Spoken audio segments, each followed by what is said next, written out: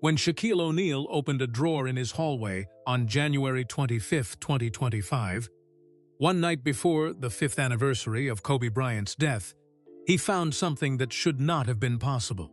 An old Samsung Galaxy, cracked screen, dead battery, a phone he hadn't touched in over a year. But somehow the screen was glowing, and on that screen was a voicemail, dated March 12, 2000, 25 years ago. From a number he didn't recognize, he pressed play, and the voice that came through that speaker stopped him dead in his tracks. "Yo, big fella, it's Bean." Bean, the nickname only people closest to Kobe ever used, and the voice was young, barely 21, out of breath, like he had just left the gym at 5 in the morning, which, knowing Kobe, he probably had. But here is where this story gets crazy. Because in that voicemail, Kobe didn't just say hello. He gave Shaq instructions, specific instructions. Go to the building. They're building Staples Center. Section 8, row 24, seat 34, row 24, Kobe's jersey number. Seat 34, Shaq's jersey number. And then Kobe said 5 words that would haunt Shaq for the rest of that night. And Shaq, don't wait too long. That voicemail was recorded during their first championship season together, the year 2000. They were young, they were unstoppable, and they were already fighting about everything. But Kobe had done something that night that nobody knew about. He had gone to Staples Center after midnight. He had found a construction worker alone in the building, and he had hidden a metal box underneath that exact seat. A box meant for Shaq. A box that would sit in the dark for 25 years through 3 championships. Through the trade, through the feud, through the silence, through Kobe's 81-point game, through his retirement, through his death. Waiting for the one person it was meant for to come find it.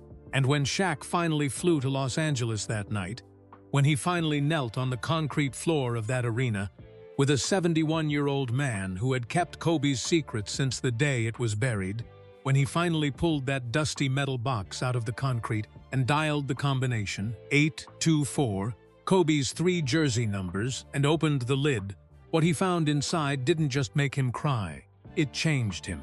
5 items. A photograph he had never seen. A cassette tape recorded at 4 in the morning after their first championship. A gold coin with the number 81 stamped on it, minted 6 years before Kobe ever scored 81 points. A child's drawing from Kobe's daughter that said, "Daddy and Uncle Shaq," and a letter. A letter that contained the words Kobe could never say to Shaq's face for 20 years. But that's not the part that broke him. Because hidden underneath a false bottom in that box, placed there by Kobe in December 2019, exactly 37 days before the helicopter crash that took his life, was one final item. The last thing Kobe Bryant ever put in that box. A secret so small it fit in the palm of your hand, and so big it rearranged everything. Shaq thought he knew about the man he spent 20 years fighting with and the rest of his life missing. I am not going to tell you what it was. Not yet.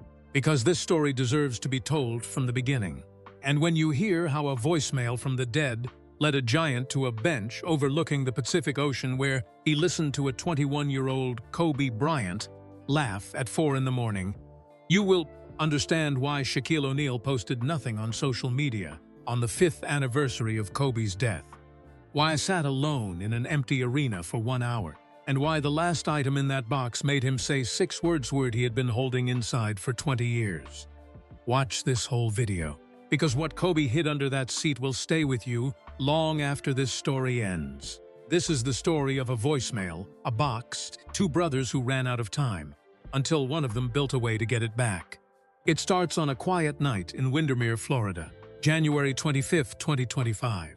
The lights were low, the TV was off, and Shaquille O'Neal was sitting alone in his house with a weight in his chest that 5 years hadn't made lighter, not by a single ounce. The house was too quiet. It was January 25, 2025, a Saturday, one day before the 5th anniversary of Kobe Bryant's death, and Shaquille O'Neal sat alone in the living room of his 12,000-square-foot home in Windermere, Florida. No music, no television, no guests. Just a 7'1" man in a leather recliner, staring at a wall full of championship photos he couldn't bring himself to look at anymore. His phone buzzed on the marble table beside him, a text from his producer at TNT, another from his business manager, Another from someone asking him to appear on a podcast tomorrow to share memories. He didn't touch any of them. Tomorrow, the whole world would post tributes. Tomorrow, everyone with a Wi-Fi connection would say they missed Kobe. But tonight, Shaq sat with a weight in his chest that 5 years hadn't made lighter. Not by a single ounce. He hadn't slept well all week. Every January did this to him since 2020. Like the calendar itself turned heavy. Like the air got thinner around the 26th. He kept thinking about phone calls he never made. Text messages he typed and deleted. Words that got stuck somewhere between pride and stubbornness and stayed stuck until it was too late. Then something strange happened. The drawer in the hallway table, the one next to the front door, started buzzing. Not his iPhone on the marble table, not his work phone charging in the kitchen. The drawer. Shaq got up, pulled the drawer open. Inside was an old Samsung Galaxy with a cracked screen, a backup phone he'd tossed in there 2 years ago. It hadn't been charged, hadn't been turned on. The battery had been dead for at least 14 months, but the screen was glowing. A single notification sat in the center of the display. It came from an old voicemail service, one linked to a phone number Shaq hadn't used since 1999, a number from before the championships. Before the fame swallowed everything whole. The voicemail was dated March 12, 2000, 25 years ago. Shaq's hands. Hands that had palmed basketballs like oranges, hands that had shattered backboards on live television, started to tremble. He didn't recognize the caller's number, but when he pressed play and held the cracked phone to his ear, the voice hit him like a freight train running through a church. "Yo, big fella, it's Bean. Bean, not Black Mamba, not KB24, not Kobe. Bean, the nickname only people on the inside used, the name that meant family." The voice was young, 21 years old, eager and electric. A little out of breath, like he had just finished shooting free throws alone at 5 in the morning, which, knowing Kobe, he absolutely had. "I know you're not gonna listen to this for a while, maybe never. But I did something tonight and I need you to know about it. I put something away, something for us, not for the fans, not for the cameras, for us. When we're old, man, when all of this is over." Shaq lowered himself onto the hallway floor, his back pressed against the wall, his knees bent up toward his chest. "Go to the building. You'll know which one. Section 8, row 24, seat 34. Look underneath, that's all I'm saying. You'll understand when you find it." A pause, a breath, then 5 words that carved straight through 25 years of silence. "And Shaq." Don't wait too long, the voicemail ended. Shaq pressed replay, and again and again. 11 times he played it. Each time, Kobe's voice sounded more alive, more present, more impossible. Like time itself had folded in half, and a 21-year-old kid was standing right there in the hallway, grinning, daring his teammate to keep up. March 12, 2000. That was the middle of their first championship season together with the Los Angeles Lakers. They were young, they were hungry. They were the most terrifying duo the NBA had ever seen, and they were already fighting about everything. Minutes, shots, respect, the spotlight, whose team it really was.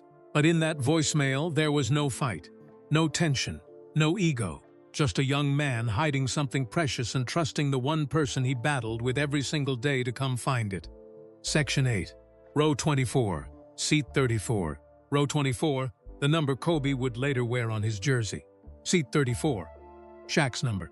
The number that hung in the rafters of the very building Kobe was talking about. The building. Their building. Staples Center, Los Angeles, California. Opened on October 17, 1999, barely 5 months before that voicemail was recorded. The arena was still new back then. The paint still smelled fresh. The seats still had that stiff, unworn feel. And somewhere underneath one of those seats, Kobe Bryant had hidden something meant for the man he fought with hardest and needed the most. Shaq stood up. His knees popped. His eyes were wet. He grabbed his car keys off the kitchen counter. He opened his laptop and booked the first flight to Los Angeles. A red-eye leaving Orlando International at 11:40 p.m. He packed nothing. No suitcase, no change of clothes. Just the cracked Samsung Galaxy in his pocket, holding a dead man's voice like a jar holding a firefly. He told no one where he was going. Not his mother, Lucille. Not his children. Not his co-hosts at TNT. Nobody, because some things don't need an audience. Some things are just between two people, even when one of them is gone. But here's what Shaq didn't know yet, and neither do you. He wasn't the only person who received a message from Kobe that week. Someone else had been keeping a secret for 25 years. Someone who had watched from the shadows as the world mourned. Someone who had been waiting, patiently, quietly, faithfully, for the right person to come looking. And that person was already in Los Angeles, standing in the dark, watching the building, waiting. Before we follow Shaq onto that plane, you need to meet the man standing in the dark. His name was Terrence Malone, 71 years old, 5'7", 160 pounds of bone and memory held together by black coffee and stubbornness. He lived alone in a one-bedroom apartment on Eucalyptus Avenue in Inglewood, California, 4 miles from the arena, close enough to see the glow of its lights on game nights if he stood on his balcony and leaned just right. Terrence had been a construction worker for 46 years. He started at 19, hauling cinder blocks for a contractor in Compton who paid cash and didn't ask for paperwork. Over the decades, he poured foundations for office buildings. He laid rebar for shopping malls. He helped frame schools, hospitals, parking garages, and a church on Crenshaw that his mother attended every Sunday until she passed in 2011. But the job that defined his life, the one that followed him into his sleep every single night, was Staples Center. In 1998 and 1999, Terrence was part of the crew that built the arena from nothing, from dirt, from steel beams and blueprints and a hole in the ground on Figueroa Street in downtown Los Angeles. He poured the concrete for the lower bowl. He bolted the seat rails into place. He ran electrical lines through walls that would one day vibrate with the screams of 20,000 people. Terrence remembered everything about that job. The summer heat that turned the construction site into an oven. The foreman, a thick-necked man named Gus Petritus, who yelled so loud his voice cracked. The way the dust stuck to your skin and stayed there no matter how long you showered. And he remembered one night that changed everything. Late February 2000, a Tuesday, close to midnight. The arena had been open for about 4 months. Terrence was doing overnight maintenance, tightening loose bolts in the lower sections, checking seat brackets, the kind of invisible work nobody thanks you for. The building was empty, dark except for the emergency lights that cast long yellow shadows across the court. Then a door opened. Terrence heard footsteps, quick, light, purposeful. The footsteps of someone who knew exactly where he was going. Young man appeared at the top of Section 8, tall, lean, wearing a plain black hoodie with the hood pulled up and gray sweatpants. He carried a metal box under his left arm, about the size of a shoebox, silver, heavy enough that the young man shifted it against his hip as he walked down the steps. Terrence set down his wrench. He squinted through the dim light. He didn't need a second look. Every person in Los Angeles knew that walk, that jawline, that quiet intensity that burned behind the eyes like a pilot light that never went out. It was Kobe Bryant, 21 years old, 5 months into his first season at Staples Center, already averaging 22 points a game, already the most talked-about young player in the league, already carrying the kind of fame that turns grocery store trips into paparazzi events. But right now, at midnight in an empty arena, he looked like a kid. "Hey," Kobe said, not loud, not demanding, almost shy. "Hey," Terrence said back. Kobe walked down to row 24, stopped at seat 34, looked at it for a moment, then looked at Terrence. "I need a favor," he said. Terrence wiped his hands on his work pants. "What kind of favor?" "I need to put this somewhere safe." Kobe held up the metal box. "Under this seat, where nobody will find it. Not for a long time." Terrence studied the young man's face. There was no mischief in it, no arrogance, no celebrity entitlement. Just a quiet seriousness that Terrence recognized because he carried the same look himself. The look of a man doing something that matters to him more than he knows how to explain. "Something personal?" Terrence asked. "Yes, sir." "Sir," this 21-year-old kid, worth more money than Terrence would earn in 10 lifetimes, had just called him sir. That one word told Terrence everything he needed to know about the kind of person standing in front of him. "All right," Terrence said. "Let me get my tools." It took them 20 minutes. Terrence used a flathead screwdriver, and a small pry bar to lift the seat panel at the base of seat 34. Underneath was a gap in the concrete foundation, a small hollow space between the structural slab and the seat mount. It was barely big enough to fit the box, but Kobe had measured. He knew it would fit. Of course he did. Kobe Bryant didn't show up anywhere without a plan. They wedged the box into the hollow. Terrence sealed the panel back into place. He checked it twice, 3 times, made sure it was flush, made sure it looked untouched, made sure no one walking past would ever notice. When it was done, Kobe stood up. He looked at the court, empty, polished, gleaming under the emergency lights like a frozen lake. Then he turned back to Terrence. "Can you keep this between us?" Terrence nodded. "I can. For how long? For as long as it takes." Kobe extended his hand. Terrence shook it. The young man's grip was firm, dry, the hand of someone who spent 6 hours a day holding a basketball. Kobe looked him in the eyes, held the gaze for a full 3 seconds, then said 2 words, "Thank you," and left. The door closed behind him. The echo bounced through the empty arena and faded into nothing. Terrence stood alone in Section 8, Row 24, staring at seat 34, knowing that something sacred was now hidden beneath it, something that wasn't his to understand, only his to protect. For 25 years, Terrence Malone kept that secret. He never told his wife, Dolores, who passed in 2017 after 41 years of marriage. He never told his son, Marcus, who worked as a bus driver for LA Metro and called every Sunday at noon. He never told his neighbor, Mrs. Adeline Park, who brought him soup on cold nights and asked too many questions about everything. Not a word, not a whisper, not even when Kobe died. January 26, 2020. The helicopter crash in Calabasas. 9 souls gone in a moment. The news hit Terrence like a cinder block to the chest. He sat in his apartment that day with the curtains drawn and the television off. He didn't need to watch the coverage. He didn't need to see the crying reporters or the candlelight vigils or the murals going up on every wall in the city. He just sat in his chair, hands on his knees, eyes on the wall, holding a secret that burned like an ember he had swallowed whole and could feel glowing somewhere deep in his stomach. He thought about going to the arena, digging up the box himself, driving it to someone who mattered, Vanessa maybe, or Shaq, or the Hall of Fame. Someone who would know what to do with it, but it wasn't his to give. Kobe had hidden that box for a reason. Kobe had a plan. Kobe always had a plan. And somewhere, somehow, Kobe had told someone else about it. The box was waiting for a specific pair of hands. Terrence was just the guardian, the night watchman, the man who kept the light on, so he waited. 5 years. 5 long, quiet, aching years. And then, on the evening of January 25, 2025, sitting in his apartment eating leftover rice and beans, his phone rang. An unknown number. A 305 area code. Miami. Terrence almost didn't answer. He got scam calls every day. Robot voices offering him car warranties and free cruises, but something made him pick up. A feeling. The same feeling he had that Tuesday night in February 2000 when a door opened in an empty arena and a young man walked in with a box and a purpose. "Mr. Malone?"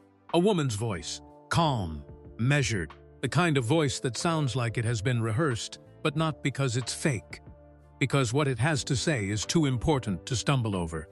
"My name is Renata Voss. I work with the family of Kobe Bryant. I'm calling because Mr. Shaquille O'Neal is flying to Los Angeles tomorrow morning. He's going to need help finding something inside the arena." Terrence closed his eyes. His hand gripped the phone so tight his knuckles turned pale. 25 years. "I know what he's looking for," Terrence said quietly. "I've been waiting for this call." There was a pause on the other end. Then Renata's voice, softer now, almost a whisper. "Mr. Malone, can I ask you something?" "Yes, ma'am. How did you keep this secret for so long?" Terrence opened his eyes. He looked across his small apartment, at the photo of Dolores on the shelf, at the Lakers pennant pinned above the television, at the window that faced the direction of the arena he helped build with his own 2 hands. "Because that boy trusted me," he said. "And where I come from, that's the only currency that matters." Renata was quiet for a moment. Then she said, "Mr. O'Neal will be landing at 6:14 a.m. Can you be at the arena by 7? Terrence said, "I've been ready for 25 years. 7 o'clock is nothing." He hung up, set the phone on the kitchen table, looked at his hands. Thick, scarred 71 years of labor written into every crease and callus. Then he did something he hadn't done in a long time. He smiled. The secret was finally going home. But here's what Terrence didn't know. And here's what Renata hadn't told him yet. There was a reason Kobe picked that specific seat. Row 24. Seat 34. And it wasn't just about jersey numbers. There was a second meaning. A hidden one. One that connected to something Kobe wrote in a leather notebook that wouldn't be discovered for another 24 years. A notebook that Renata was carrying in her bag at that very moment. A notebook with 3 words on the cover that would break Shaquille O'Neal wide open. But that part comes later. Right now, a plane was cutting through the dark sky over the American South, carrying a giant who couldn't sleep. And he was heading straight for the truth. 37,000 feet above the ground, somewhere over East Texas, Shaquille O'Neal sat in seat 1A of a Delta red-eye and stared at the ceiling. The plane was quiet. First class was nearly empty. Just Shaq, a woman in 2C who had fallen asleep before takeoff with a neck pillow shaped like a cat, and a businessman in 3F who kept his reading light on and hadn't turned a single page in 40 minutes. The flight attendant, a small woman named Priya, whose name tag was slightly crooked, had offered Shaq water twice. A blanket once. A warm cookie from the galley. He waved her off each time with a polite shake of his head. Not rude, just somewhere else. His headphones were in. The white cord dangled against his chest. But nothing was playing. No podcast. No music. No NBA highlights. Just silence piped straight into his ears so nobody would try to talk to him.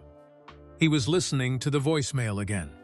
For the 23rd time since he'd left the house. And Shaq, don't wait too long. He pressed pause, pressed play, pressed pause, don't wait too long. But he had waited too long. That was the thing that sat on his ribs like a barbell he couldn't re-rack. He had waited too long to fix things with Kobe while Kobe was still breathing. And no voicemail from the dead, no matter how impossible, no matter how miraculous, could change that fact. Their story was public. Everyone knew the headlines. 2 Titans, 1 basketball. A locker room that wasn't big enough for both of their shadows. Shaq was the most dominant center on the planet. Kobe was the most relentless guard anyone had ever seen. Together, they won 3 straight NBA championships, 2000, 2001, 2002, and made the Los Angeles Lakers the most feared team on earth. But behind the trophies, behind the parade floats rolling down Figueroa Street, behind the champagne and the confetti and the magazine covers, there was war. Arguments about shot selection, about who deserved the ball in the 4th quarter, about who the franchise belonged to. Kobe thought Shaq coasted on talent. Shaq thought Kobe was selfish. They said it to reporters. They said it on camera. They said it in ways that couldn't be unsaid. Coach Phil Jackson, the Zen master himself, the man who had managed Michael Jordan's ego in Chicago, once told a reporter that coaching Shaq and Kobe was like trying to steer 2 rivers through the same canyon. Sooner or later, one of them was going to overflow. In 2004, it overflowed. The Lakers lost the NBA Finals to the Detroit Pistons, 4-1. It was ugly, and it was the end. That summer, Shaq was traded to the Miami Heat. The dynasty was over. The brotherhood, if you could even call it that, was shattered. For years after, they circled each other like 2 storms that refused to share the same sky. Every interview was a minefield. Every comment became a headline. Shaq would say something slick on TNT. Kobe would respond with a cold one-liner. The media kept feeding it because conflict sells, and these 2 men were the greatest conflict in sports. But here's what the cameras never showed. Here's what the headlines never printed. In the quiet hours, the ones between midnight and sunrise when nobody is performing for anyone, both of them were hurting. Both of them missed what they had, and both of them were too proud to be the first one to say it. Shaq told a story once, not on television, not on a podcast, just to a friend late at night after a few drinks. He said that sometimes after big TNT broadcasts, he would sit in the parking lot of the studio in Atlanta and think about calling Kobe. He'd pull up the number, stare at it, let his thumb hover over the green button, and then put the phone down, every single time. "I kept thinking there'd be more time," Shaq said. "That's the lie we all tell ourselves. There's always more time, until there isn't." But then, in 2018, 14 years after the trade, something shifted. Nobody knows exactly how it started. Some people say it was a text. Some say it was a chance meeting at an awards show. Some say Vanessa Bryant quietly nudged Kobe to reach out. Whatever the spark was, it caught. They started texting, short messages at first. A congratulations here. A laughing emoji there. Nothing deep. Just two men testing the water with their toes before deciding whether to wade in. Then Kobe sent Shaq a link. It was the trailer for Dear Basketball, the animated short film based on the poem Kobe wrote when he retired in 2015. The film would go on to win the Academy Award for Best Animated Short in March 2018. Kobe Bryant, an NBA player, won an Oscar. It was unreal. Shaq watched the trailer 3 times. Then he sent back a voice note. No text, a voice note. Because some things need to be heard, not read. That's beautiful, Bean. I'm proud of you. For real. Kobe texted back one word, family. And just like that, the door cracked open. Over the next 2 years, they kept talking. Not every day. Not every week, but enough. Enough to feel the ice thinning. Enough to feel the old warmth underneath. They were finding their way back to each other. Slowly. Carefully. Like two boxers who had gone 15 rounds and were finally sitting on the same bench, tired enough to stop swinging and honest enough to admit they missed the fight. Then January 26, 2020 happened. A foggy Sunday morning. A Sikorsky S-76B helicopter flying from John Wayne Airport in Orange County to the Mamba Sports Academy in Thousand Oaks. Kobe was on board. So was his 13-year-old daughter, Gianna. So were 7 other people: John Altobelli, Carrie Altobelli, Alyssa Altobelli, Sarah Chester, Peyton Chester, Christina Mauser, and the pilot, Ara Zobayan. 9 souls. At 9:45 a.m., the helicopter crashed into a hillside in Calabasas. No survivors. Shaq was at his home in Florida when he got the call. He didn't believe it at first. Nobody did. The news moved through the world like a shockwave. Fast, disorienting, the kind of information your brain rejects before your heart has time to process it. That evening, Shaq was on TNT. The show had to go on. The producers asked him if he wanted to sit out. He said no. He went on camera in a dark suit with red eyes and a voice that kept cracking like a windshield hit by a stone. Millions of people watched Shaquille O'Neal. The man who had spent his career making people laugh. The man whose smile could fill a room the way his body filled a doorway. Sit on national television and cry. And in that moment, something became clear to everyone watching. Clearer than any championship highlight. Clearer than any box score. The beef was never real. Not really. Not at the core. Underneath the trash talk and the power struggles and the years of cold silence, there was love.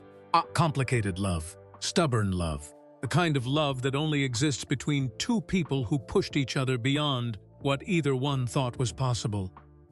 Brothers who fought like enemies and missed each other like family.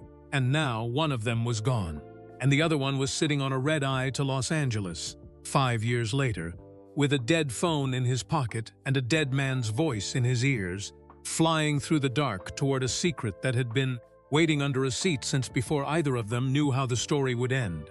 Shaq looked out the window. Nothing but black. No stars. No city lights. Just the hum of the engines and the faint vibration of the fuselage against his shoulder. He pressed play one more time. Yo, big fella, it's Bean. And for just a second, half a second, it felt like Kobe was sitting in the seat next to him. Not a ghost, not a memory. Just a kid in a black hoodie, grinning, dribbling a phantom basketball between his knees, saying, "Took you long enough." The plane began its descent at 5:48 a.m. Pacific time. The captain's voice came over the intercom. Partly cloudy in Los Angeles.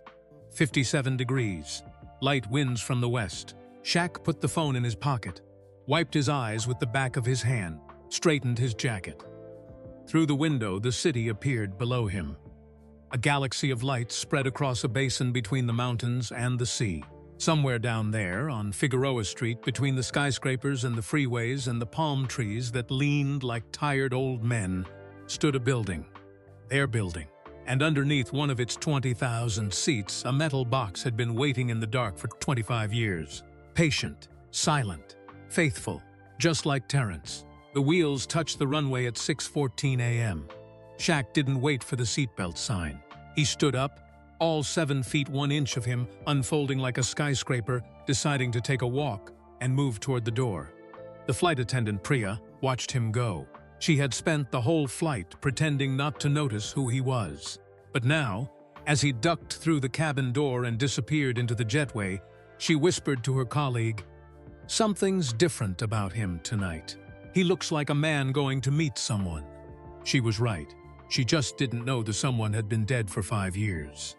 Outside the terminal, the Los Angeles morning was gray and soft. The kind of January dawn that wraps the city in a thin blanket of clouds and makes everything look like a photograph that hasn't been developed yet. A black Chevrolet Suburban sat at the curb, engine running. Windows tinted so dark you couldn't see inside even if you pressed your face to the glass. Shaq walked toward it. The rear door opened from the inside. A woman sat in the driver's seat, short silver hair, sharp brown eyes, a calm that seemed bolted to her bones. She held out a paper cup. "Coffee," she said. "Black, no sugar." Shaq took it, looked at her. He had never met this woman in his life. "How do you know how I drink my coffee?" he asked. She held his gaze in the rearview mirror, steady, unblinking, the kind of look that carries 25 years of someone else's planning behind it. "Kobe told me," she said. Shaq stared at her for 3 full seconds. The coffee was warm in his hand. The city hummed outside the window, and somewhere in the pit of his stomach, he felt it. The unmistakable pull of a story that was already written, a path that had been laid down before he ever knew he'd walk it. "Who are you?" he asked. The woman put the SUV in drive, checked her mirrors, pulled away from the curb. "My name is Renata Voss," she said, "and I've been waiting for you almost as long as that box has." The Suburban merged onto the 105 freeway, heading east toward downtown, toward Figueroa Street, toward the building, toward whatever Kobe Bryant had hidden in the dark a quarter-century ago, and toward a truth that would change Shaquille O'Neal in ways he wasn't ready for. But the truth doesn't wait until you're ready. It just waits until you show up. The Suburban moved through the early morning traffic on the 105 like a black shark cutting through still water. Shaq sat in the back seat with the coffee untouched in his hand, watching the city scroll past the tinted windows. Gas stations, strip malls, palm trees standing like sentries along the freeway shoulders. Los Angeles waking up the way it always does, slowly, reluctantly, like it stayed out too late and isn't sure it wants to face the day. He hadn't spoken since Renata's name left her lips. His mind was a hurricane spinning around a single still point. "Kobe told me." Kobe told her how he drinks his coffee, which meant Kobe had talked about him. Recently enough, specifically enough, that a woman he had never met knew something only people in his inner circle knew. Black, no sugar. Not the kind of detail you mention to someone unless you're talking about a person you think about more than you admit. "How long did you know him?" Shaq finally asked. Renata glanced in the rearview mirror. "I didn't. Not personally. Not while he was alive. Then how? I know him through his things, his words, his handwriting, the way he organized his thoughts." She merged onto the 110 North, the downtown skyline rising in the distance like a row of gray teeth. "I've spent the last 4 years living inside Kobe Bryant's mind. And I can tell you this, you were in there more than you think."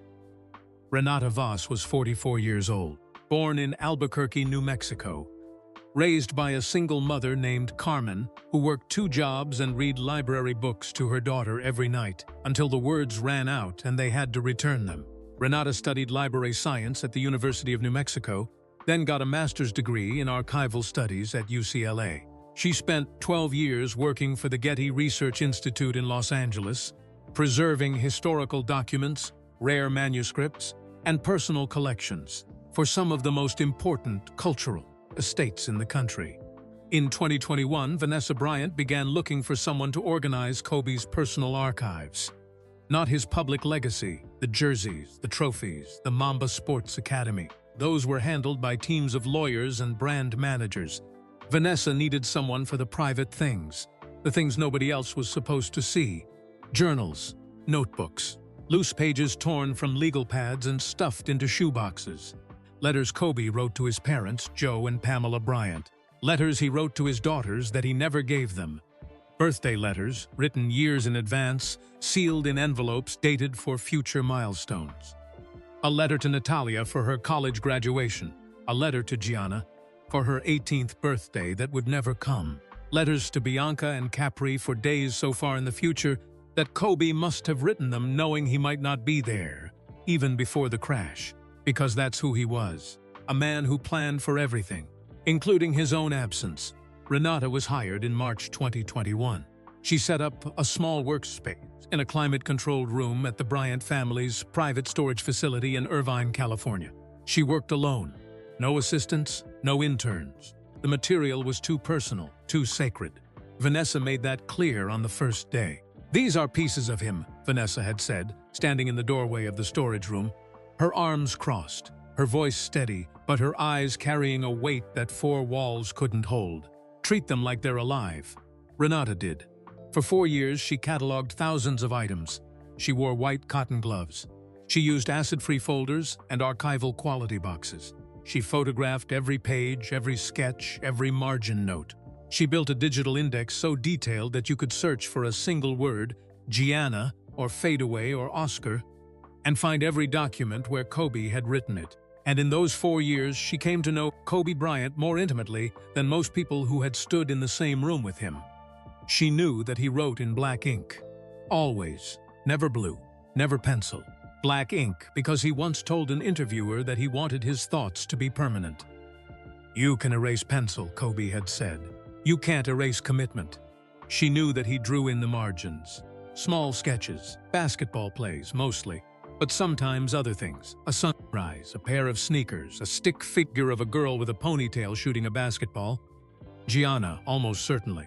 She knew that he wrote lists, endless lists, goals for the season, goals for the decade, goals for his daughters, goals for his production company, Granity Studios, which he founded in 2016 to create stories that inspired young athletes. He wrote a list once titled "Things I Want to Say Before I Can't," and on that list, 7th from the top, in capital letters, was one word: shock. Renata had stared at that word for a long time the day she found it. She didn't know the full history between them. Not then. She was a researcher, not a basketball fan, but she could feel the weight of that word on the page. The way the pen had pressed harder than usual. The way the letters were slightly larger than the others on the list. Like Kobe's hand had tried to make the word big enough to match what it meant. Over time, as Renata went deeper into the archive, the picture became clearer. Kobe thought about Shaq constantly, not with anger, not with resentment, with something closer to longing. The kind of longing that lives in the space between two people who shared something extraordinary and never figured out how to talk about it without breaking things. Then in November 2024, Renata found something she had never seen before. It was a Tuesday, overcast. She remembers because she had left her umbrella in the car and had to run through the rain to get into the storage facility. Her shoes were wet. The fluorescent lights buzzed overhead.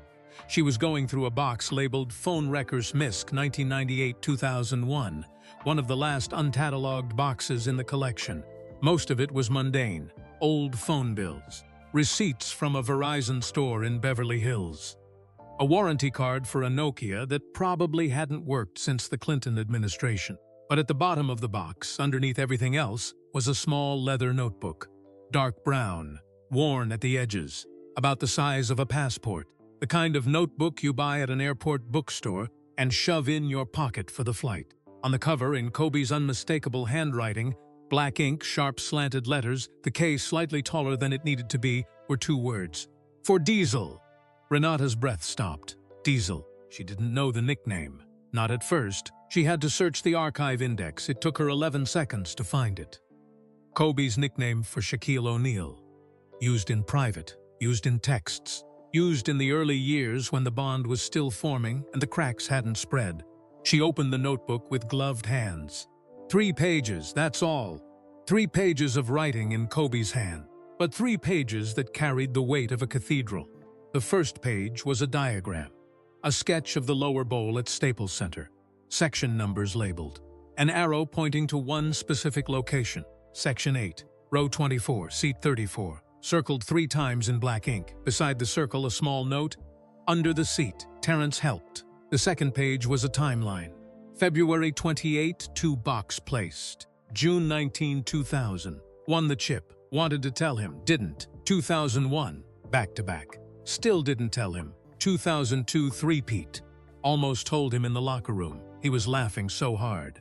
Couldn't ruin the moment. 2004, traded. Can't tell him now. Too much anger. 2006, Addy won the coin. The dream was real. 2016, last game. Added Natalia's drawing. Cried in the parking lot. 2018, started talking to Shaq again. Almost time. December 2019, added the last piece. He's ready. I'm ready. Going to invite him to a game in February. The timeline ended there. December 2019, 1 month before the crash. The third page had a single sentence, written larger than the others, centered on the page like a title on a movie poster. When he's ready, help him find it. Renata sat in the climate-controlled room in Irvine, California, holding a dead man's instructions in her gloved hands, and felt the room tilt. Not literally, but something inside her shifted. The axis of the whole project moved. Everything she had cataloged for 4 years, every journal, every letter, every margin sketch, suddenly orbited around this one small notebook like planets around a sun. Kobe had been planning this reunion for 25 years. He had hidden a box for his brother in the building they shared. He had gone back to it again and again. After championships, after milestones, after heartbreaks, adding pieces like a man tending a garden nobody else could see. And in his final month on Earth, he had added the last piece and written in his notebook that he was ready. Ready to bring Shaq to the box. Ready to sit next to him. Ready to say the things that 20 years of pride had kept locked behind his teeth. And then he died. And the box stayed in the dark. And the notebook stayed in a cardboard box labeled Phone Records Misk. Until Renata. She brought the notebook to Vanessa the next day, drove to the Bryant family home in Newport Beach, sat across from Vanessa at the kitchen table while the kids were at school, placed the notebook on the table between them like a surgeon placing an X-ray on a light board. Vanessa picked it up, opened it, read the 3 pages. Her lips moved slightly as she followed Kobe's handwriting, a habit Renata imagined from years of reading his notes, his lists, his letters. The handwriting of the person you loved most in the world becomes a language only you can truly hear. Vanessa held the notebook for a long time. Her thumb traced the words, "For Diesel" on the cover, back and forth, like she was petting a sleeping animal. Then she looked up. Her eyes were wet, but her voice was iron. "Find Shaq." 2 words. Same as Kobe had said to Terrence 25 years ago in the dark of an empty arena. "Thank you. Find Shaq." 2-word sentences that carried the weight of lifetimes. It took Renata 2 months. Shaq's inner circle was tight. Getting a message through required navigating layers of managers, assistants, publicists, and family gatekeepers. She sent emails that went unanswered. She left voicemails that were never returned. She drafted letters that she rewrote 11 times. Because how do you explain to a man that his dead friend left him a treasure map in a leather notebook? Finally, in mid-January 2025, she reached a woman named Carolyn Mack, Shaq's personal coordinator, the person who managed his private calendar and decided which messages actually reached him and which disappeared into the void. Renata explained what she had found. Not everything, just enough. The notebook, the words "For Diesel," the diagram of the arena. Carolyn was quiet for a long time. Then she said, "Send me a photo of the notebook cover." Renata sent it. 20 minutes later, Carolyn called back, "He wants to know when." And that was that. Now, pulling off the 110 freeway onto Figueroa Street, the arena rising in the gray morning light ahead of them, Renata finished her story. She told Shaq all of it. The archive, the box of phone records, the notebook at the bottom, the timeline showing Kobe returning to the box again and again over 2 decades. The final entry, December 2019. Shaq listened without moving. The untouched coffee had gone cold in his hand. His eyes were fixed on the windshield. But he wasn't seeing the road. He was seeing something 25 years away. A young man in a black hoodie. A midnight visit. A metal box lowered into concrete like a seed planted in soil that wouldn't bloom for a quarter century. He came back to it, Shaq said quietly. After every big moment, he came back. "Every time," Renata said. "Even after the trade, even after we stopped talking, even then." Shaq closed his eyes. A single tear slid down his left cheek. He didn't wipe it. "That's the most Kobe thing I've ever heard," he whispered. The man had a 20-year plan for a box under a seat. Of course he did. The man had a plan for everything. Renata pulled into the parking lot of Crypto.com Arena. The building loomed against the overcast sky. Its curved walls and glass panels looked different in the early morning light. Softer, somehow. Less like a sports arena and more like a monument. A temple built for noise that was right now completely silent. She parked near the south entrance, cut the engine. "There's one more thing," she said. She reached into her bag, a worn leather messenger bag she carried everywhere, and pulled out the notebook, the real one. Not a photo, not a copy. The actual leather notebook with Kobe's handwriting on the cover. She handed it to Shaq. His hand swallowed it. The notebook looked like a postage stamp in his palms. He ran his thumb across the cover, across the words "for diesel," across the indentation where Kobe's pen had pressed into the leather hard enough to leave a scar. He opened it, saw the diagram, the timeline, the sentence at the bottom of the last page. "When he's ready, help him find it." Shaq held the notebook against his chest, both hands, pressing it into his sternum like he was trying to absorb it. Like if he held it close enough, the words would pass through his ribs and reach the place where the ache lived. He didn't speak for 10 minutes. Renata didn't push. She sat in the driver's seat, hands in her lap, watching the morning light slowly strengthen against the arena walls. She had waited 2 months to deliver this moment. She could wait 10 more minutes. Finally, Shaq opened his eyes, looked through the windshield at the building. "He planned this," he said. 25 years ago. He planned all of this." Renata nodded. "He was always 10 steps ahead." "No." Shaq shook his head. "He was always 10 steps ahead on the court. This is something else. This is..." He stopped, searched for the word, couldn't find it in English. Maybe it didn't exist in English. Maybe some things are too big for any language. "This is love," he said finally. "The long kind. The kind that doesn't need you to see it working." Renata's eyes stung. She blinked it away. She was a professional. She had handled documents from the estates of presidents, artists, and Nobel laureates. She did not cry at work. She cried at work. Just a little. Just enough. Then she pointed through the windshield at a figure standing near the south entrance. An old man, short, thin, leaning on a wooden cane, wearing a faded purple and gold Lakers cap that had been washed so many times the logo was barely visible. He stood perfectly still, like a statue that had been placed there decades ago and had simply never left.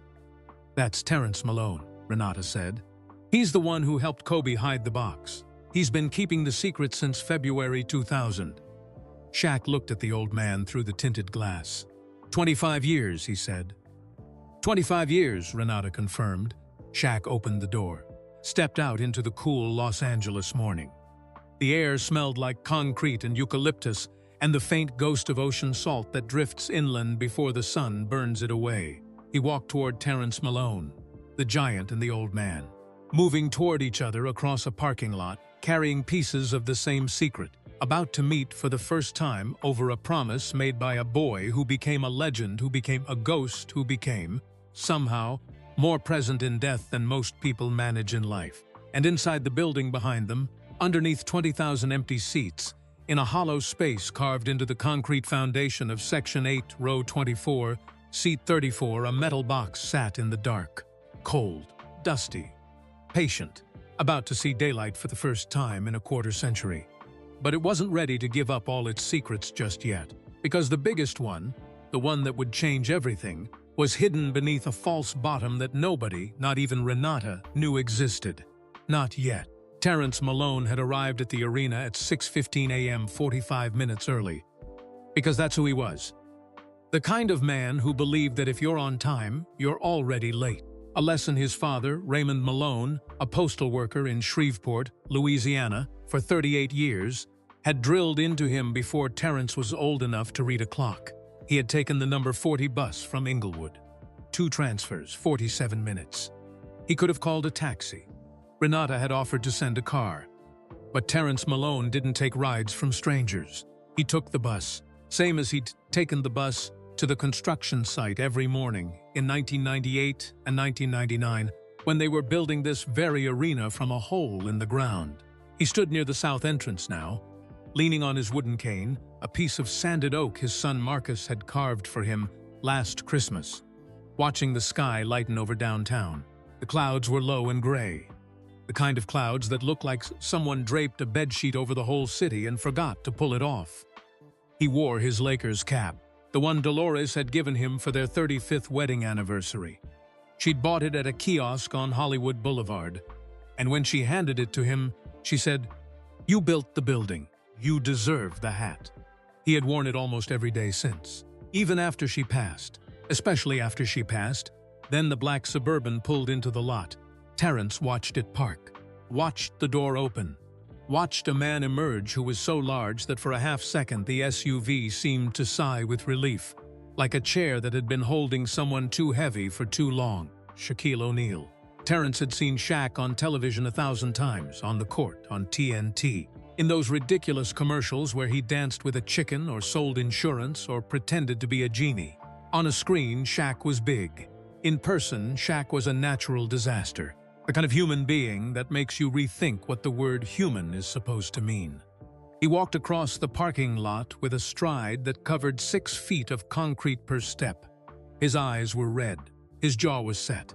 He carried a leather notebook in his left hand and a heaviness in his shoulders that had nothing to do with his size. He stopped 3 feet from Terrence. Looked down. Way down. The height difference was almost comical, like a lighthouse meeting a mailbox, but neither of them laughed. This wasn't a moment for laughing. "You helped him hide it," Shaq said. It wasn't a question. His voice was low, rough, the voice of a man who had been crying on an airplane for 5 hours and didn't care who knew. "I did," Terrence said. He tilted his head back to meet Shaq's eyes. His neck protested. His vertebrae made a sound like someone stepping on dry twigs. February 2000, middle of the night. That boy came in here with a box and a purpose. Did he tell you what was inside? No, sir, and I didn't ask. Shaq studied the old man's face. Every line in it was a sentence.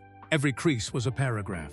71 years of sun, sweat, concrete dust, grief, patience, and a secret kept so long it had become part of his skeleton. "Why not?" Shaq asked. "Weren't you curious?" Terrence shifted his weight on the cane. Considered the question the way he considered everything.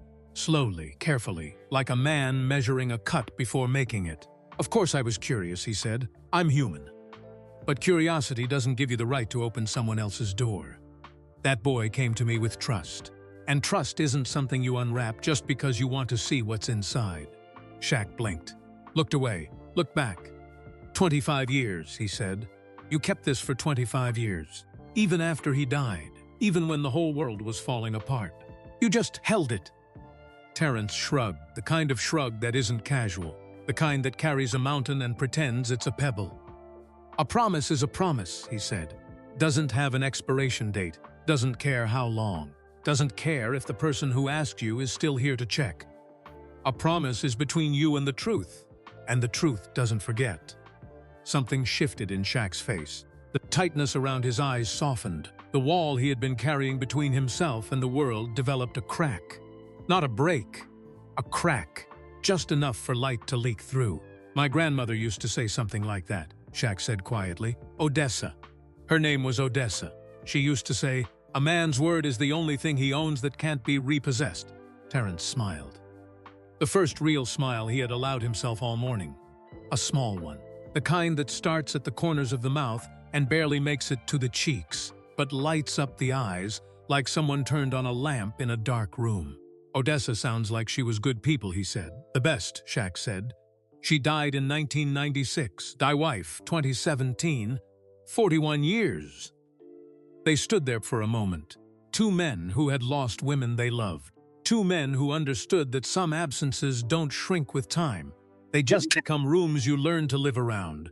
Doors you stop opening because what's behind them is too big to face every day. Then Terrence looked toward the arena entrance. The glass doors reflected the gray sky and the outline of two figures, one enormous, one small, standing side by side like a redwood next to a fence post. "You ready?" Terrence asked. Shaq took a breath, let it out slow, looked at the building where he had dunked so hard the basket supports bent, the building where he had lifted 3 championship trophies, the building where 20,000 people had chanted his name until the walls shook, the building where he and Kobe had been gods. "No," he said, "but let's go anyway." Terrence nodded. That's usually how the important things work. They turned toward the entrance. Renata was already there, holding the door open. She had called ahead. Everything was arranged. Inside the door, standing in the main concourse with a lanyard around her neck and a walkie-talkie in her hand, was a woman named Gabriela Soto. She was the arena's operations manager, 39 years old, born in East LA, sharp as a box cutter, and the person who kept the 20,000-seat machine running on a daily basis. She had been briefed by the Bryant estate 2 days ago. She didn't know all the details. She knew enough. "Mr. O'Neill," she said, professional, steady. But Shaq could see it in her eyes. The same flicker of awe that crossed everyone's face when they realized they were standing next to a man whose shoe size was 22 and whose shadow needed its own zip code. "Gabriela," Shaq said. He always remembered names. People thought he was just a clown, a big funny man who made jokes and sold icy hot patches on television. But Shaquille O'Neal had a doctorate in education from Barry University. He owned over 100 businesses. He remembered every name, every handshake, every small kindness. That was his superpower. Not the dunks, the memory. "The arena is closed for maintenance today," Gabriela said. "No events, no staff in the lower bowl. I've cleared Section 8 through Section 12. You'll have complete privacy." "Thank you," Shaq said. Gabriela hesitated. Then she said, "My father was at Game 1 of the 2000 finals. He said the building shook when you dunked in the fourth quarter. He talks about it every Thanksgiving." Shaq smiled. A small, tired, genuine smile. "Tell your father I said thank you. And tell him the building shook because Kobe threw a perfect pass." I just finished the sentence. Gabriela's eyes glistened. She nodded once, stepped aside and let them through. The four of them, Shaq, Terrence, Renata, and the ghost of a boy who planned for everything, walked into the empty concourse. The hallway was wide and curved, wrapping around the interior of the arena like a concrete river. The lights were set to half power, maintenance mode. The concession stands were shuttered. The merchandise kiosks were dark. The flat-screen TVs that normally played highlight reels and advertisements were black and silent. Their footsteps echoed. 4 sets of footsteps in a space built for 40,000. It sounded like walking through the inside of a drum. Every step bounced off the walls and came back slightly changed, slightly softer, like the building was absorbing the sound and holding it the way old buildings hold memories. In the concrete, in the steel in the air between the seats. Shaq had walked this concourse hundreds of times. Before games, when the hallway was packed with vendors and security guards and assistant coaches carrying clipboards. After games, when the hallway smelled like popcorn and sweat and victory or defeat, depending on the night. During championship parades, when the hallway was a river of purple and gold, and the noise was so loud it felt physical, like being inside a heartbeat. But today the hallway was empty, and the emptiness made it sacred. They turned left at the Section 8 entrance, pushed through a heavy door, and stepped into the lower bowl. The court stretched out below them, hardwood, polished, gleaming under the maintenance lights like the surface of a frozen pond. The Lakers logo at center court, the purple and gold basketball with the block letters, stared up at the ceiling like an eye that never blinks. The seats surrounded the court in rising rows. Purple, gold, thousands of them, empty, every single one. A coliseum without its crowd, a cathedral without its congregation. Shaq stopped at the top of the section. He put his hand on the railing. He looked out over the arena, the court, the seats, the banners hanging from the ceiling. His eyes found them automatically. The championship banners, the retired jerseys, his number 34 hanging in the rafters on a gold lafada fabric, and next to it, number 8, number 24, both Kobe's, both retired, hanging side by side in the air above the court where they had been worn into legend. 34 and 8 and 24. Together forever in the rafters of the building they filled. Shaq stared at those banners for a long time. Then he looked down at the seats below him. Row 24 was about halfway down the section. He could see it from here, and at the end of row 24, slightly offset from the aisle, was seat 34. Just a seat, purple cushion, gold armrest, metal frame bolted to a concrete riser. It looked exactly like the 19,999 other seats in the building. But it wasn't. Underneath it, in a hollow carved into the foundation, a metal box had been sleeping for 25 years. Placed there by a 21-year-old kid who couldn't tell his teammate he loved him, so he built a time capsule instead, and spent the next 2 decades adding to it like a man tending a flame he refused to let die. "There it is," Terrence said softly. He pointed with his cane. "Row 24, seat 34, same as I left it." Shaq descended the steps slowly, one at a time. His size 22 shoes barely fit on the narrow concrete stairs designed for normal humans. Followed behind, cane tapping against each step with a soft rhythmic click that sounded like a metronome, counting down to something. Renata stayed at the top of the section. She understood without anyone telling her that this part wasn't hers. She was the mapmaker. She had drawn the route. But the destination belonged to the giant and the old man and the ghost between them. Shaq reached row 24, turned, walked along the row, his hips brushing seatbacks on both sides until he stood in front of seat 34. He looked at it, just looked at it. A seat, a purple seat in a basketball arena. A thing designed to hold a human body for 2 hours while it watched other human bodies run and jump and throw a ball through a hoop. That's all it was. That's all anyone walking past would ever see. But Shaq saw something else. He saw Kobe, 21 years old, sitting in this exact seat the night before Game 1 of the 2000 Finals. Alone, midnight, staring at the empty court, visualizing every move, every play, every possible outcome. Because that's what Kobe did. He rehearsed the future until it had no choice but to obey. He saw Kobe coming back to this seat after the 81-point game in 2006. After his final game on April 13, 2016, when he scored 60 points against the Utah Jazz and walked off the court for the last time and said to the crowd, "Mamba out." After every moment that mattered, Kobe had come back to this seat, to this box, to the one secret he kept from everyone except an old construction worker and a piece of leather. "This is where he sat," Terrence said, arriving at Shaq's side, slightly winded from the stairs. "The night before Game 1. I saw him. I was working late, checked the lower bowl around midnight, and there he was, sitting right here, alone, just looking at the court." "What was he doing?" Shaq asked. Terrence thought about it. "Nothing. And everything. You know how some people sit, and you can tell their mind is somewhere else? He wasn't like that. He was right here. Completely here. Like the building was talking to him and he was listening." Shaq put his hand on the seat back. The fabric was cool under his palm. He could feel the metal frame underneath. Solid, unmoved. 25 years of earthquakes, concerts, playoff games, championship celebrations, and ordinary Tuesday nights. And this seat had held firm. Just like the man who chose it. "Let's open it," Shaq whispered. Terrence nodded. He lowered himself to the ground slowly, his old knees issuing a protest that sounded like someone crumpling a paper bag. He set his cane across his lap and positioned himself in front of the seat base. "There's a panel here," he said, running his fingers along the bottom edge of the seat mount. "Part of the original construction. Most people don't know it's there. It's where the maintenance crews access the bolt anchors if a seat needs replacing." His fingers found the seam, a thin line in the concrete where the panel met the foundation. He looked up at Shaq. "I'll need your hands," he said. "Mine aren't what they used to be." Shaq knelt down. The movement was slow and deliberate, like a building deciding to become a man. His knees pressed into the concrete. His hands that had once palmed Vlad Divac's face on national television. Hands that had held 4 Larry O'Brien trophies. Hands that had lifted his children into the air like they were made of feathers.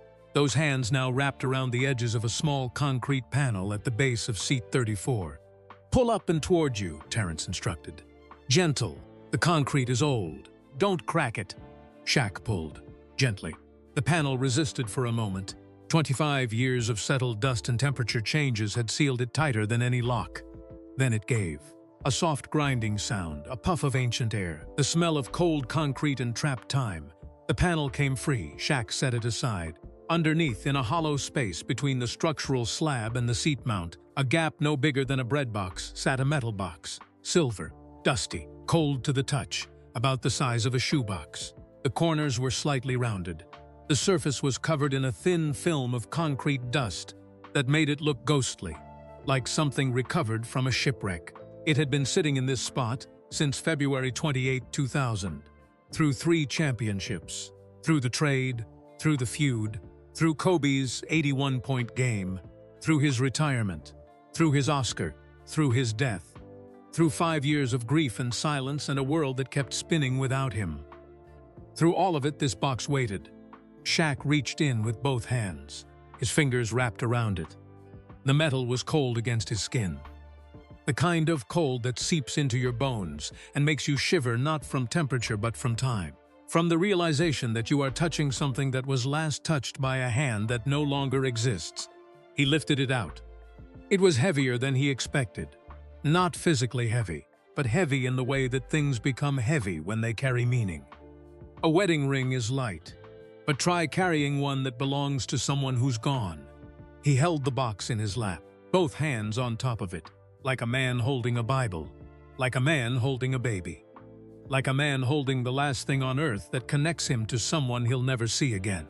There was a small combination lock on the front, 3 digits, a rotating dial for each one.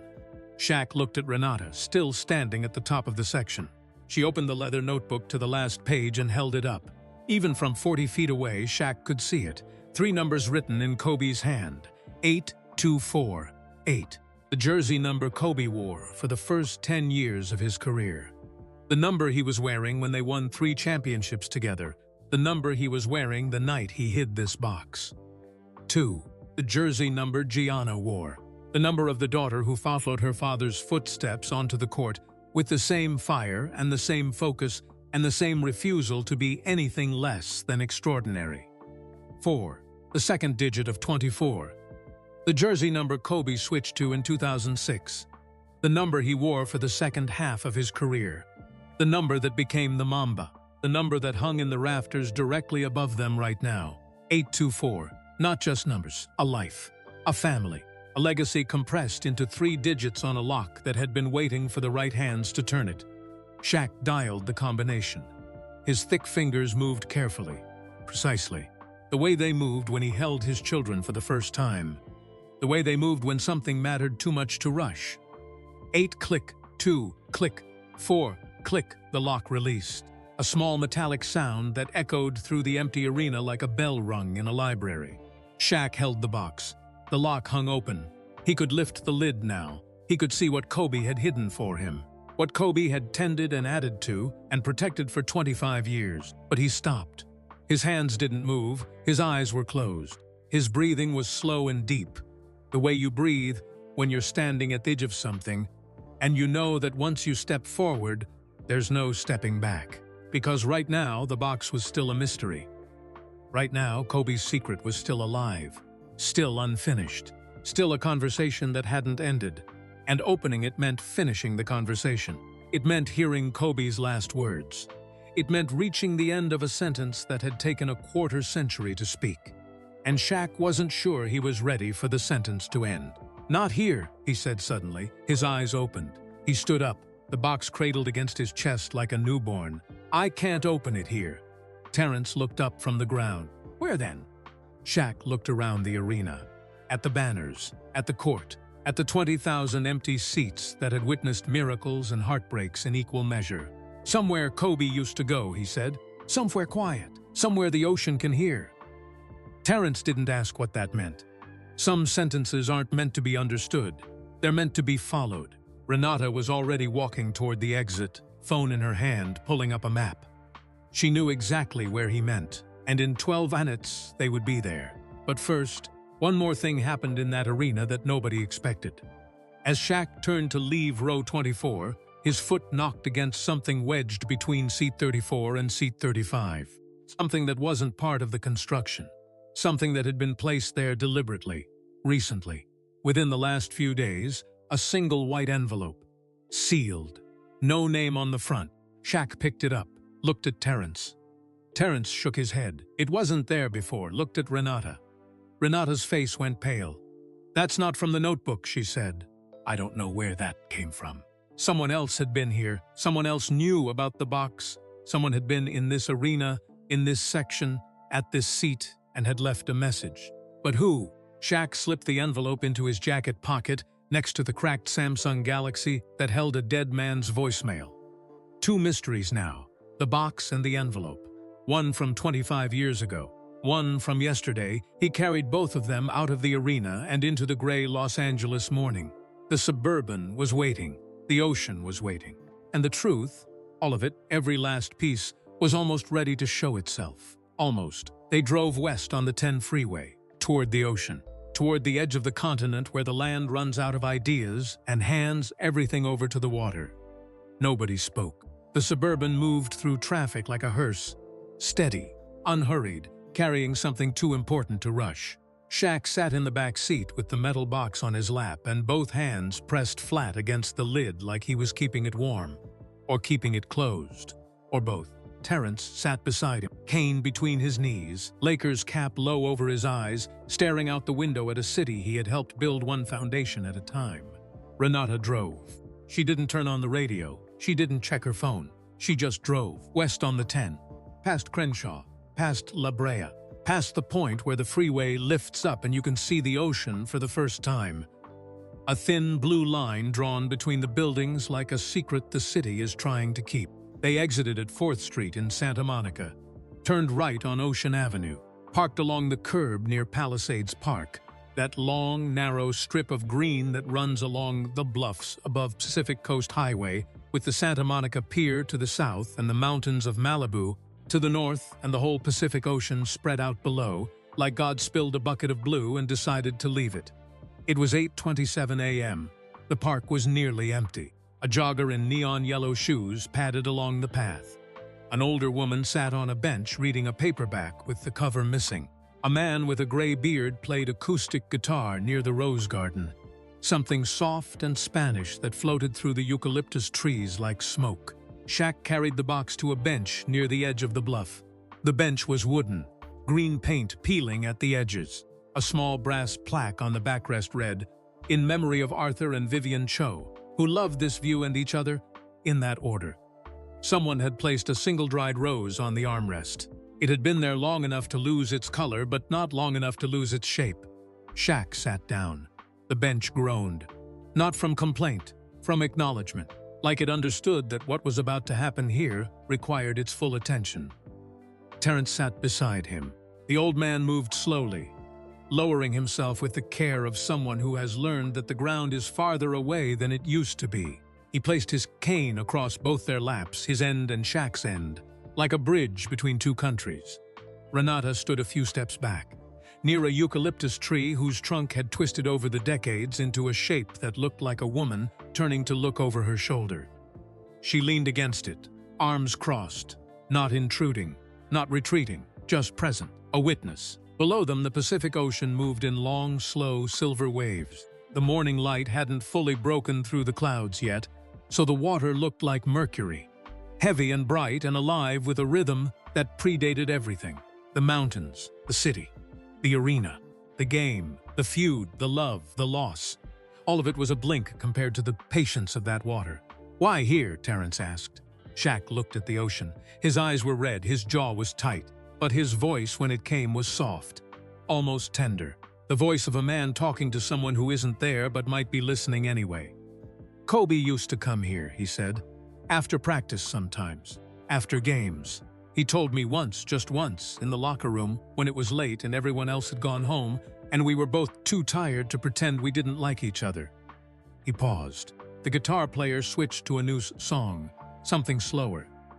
He said he liked watching the waves, because they never stop working, even when the tide goes out, even at night, even when nobody's watching.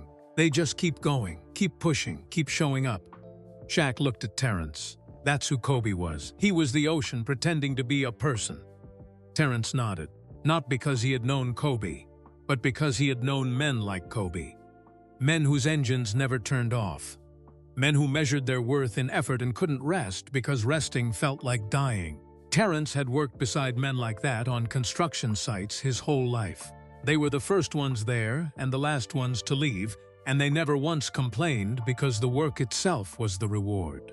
Dolores was like that, Terrence said. Couldn't sit still, couldn't stop fixing things, the house, the garden, me. He smiled, a sad smile. the kind that honors someone by remembering them exactly as they were. Imperfect, relentless, impossible to live without. Shaq placed his hands on the box, felt the cold metal through his palms, took one more breath. "Okay, Bean," he said. "Let's see what you left me." He lifted the lid. The hinges were stiff. 25 years of stillness had turned them reluctant. They resisted for a moment, a tiny protest, like the box itself wasn't sure it was ready to let go of what it held. Then they gave. The lid swung open. A faint smell rose from inside. Old paper, cold metal, and something else. Something impossible to name. The smell of time.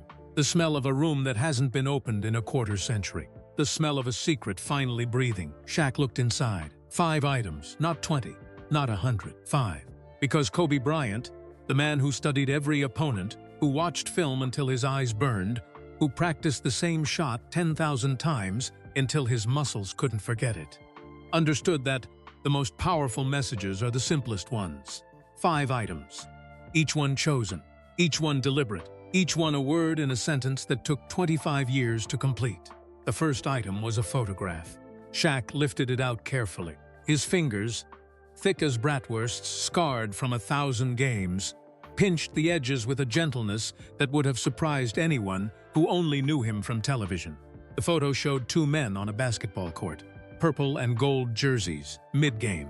The crowd behind them was a blur of color and noise frozen in time. One man was enormous, wide as a refrigerator, shoulders like a mountain range. The other was lean and sharp, coiled like a spring, every muscle visible even through the jersey. They were both smiling, not posing, not mugging for the camera, not performing the kind of smile you give when you know a photographer is watching. This was something else, something unguarded, something caught between plays, between possessions, between the whistle and the inbound pass. A fraction of a second, when neither of them remembered they were supposed to be rivals, and both of them remembered they were kids playing the greatest game ever invented. It was from the 1999-2000 season. The first year at Staples Center. You could tell because the banners in the background were sparse. No championship flags yet. The building was still new, still earning its history, and the 2 men in the photo were still new to each other.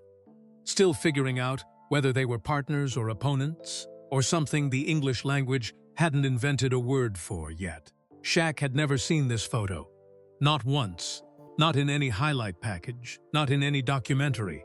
Not in any of the thousands of images that had been published of them over the years. This one had been hidden, kept, saved for this moment. He turned it over. On the back, in Kobe's handwriting, black ink, sharp slant, the letters pressed deep enough to feel with your fingertip. "This is the real us." Shaq read it 3 times. Each time the words hit differently. The first time they hit his eyes. The second time they hit his chest. The third time they hit somewhere deeper. Somewhere he didn't have a name for. Somewhere between memory and regret and the kind of love that doesn't announce itself because it doesn't need to. This is the real us. Not the feuding. Not the trash talk. Not the cold shoulders and the hot takes and the 20 years of headlines that reduced a brotherhood to a boxing match. The real them was this. 2 men smiling on a basketball court. 2 men who didn't know yet how much they would hurt each other. 2 men who were happy. Shaq set the photo on the bench beside him, face up, so Kobe's smile could see the ocean. The second item was a cassette tape, small, rectangular. The kind that used to live inside Walkmans and boom boxes and car stereos before the world went digital and decided that music should be invisible. A white label on the front. In Kobe's handwriting, for Shaq, play when ready. Shaq turned it over in his hands. The tape inside the casing was wound tight, untouched. 25 years of silence stored on a thin ribbon of magnetic film. "We'll need a player for this," Shaq said. "I know a place," Renata said from her spot by the eucalyptus tree. She was already pulling out her phone. Shaq set the tape beside the photo. 2 items down, 3 to go. The third item was a folded piece of paper, white, standard size. Folded twice, once in half, once again. The way you fold a letter when you're stuffing it into an envelope, except there was no envelope. Just the paper. Shaq could feel the weight of the writing through the folds, dense, heavy. A lot of words pressed into a small space. He didn't unfold it yet. He knew it was the letter. He could feel it the way you can feel a storm coming before the sky changes. A pressure shift, a density in the air, a warning from some ancient part of the brain that says, "What's coming next is..." Big, he set it aside. He would read it. But not yet, the letter would be last. The fourth item was a small gold coin, round about the size of a $50. Heavy for its size, real gold or something close to it. On one side, stamped into the metal with clean, professional precision, was the Los Angeles Lakers logo.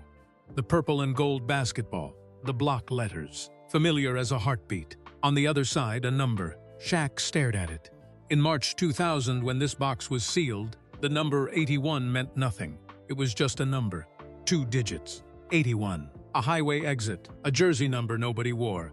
A random figure with no story attached to it. But on January 22, 2006, nearly 6 years later, Kobe Bryant scored 81 points in a single game against the Toronto Raptors at Staples Center. 81 points. The second highest single-game scoring total in NBA history, behind only Wilt Chamberlain's 100-point game in 1962.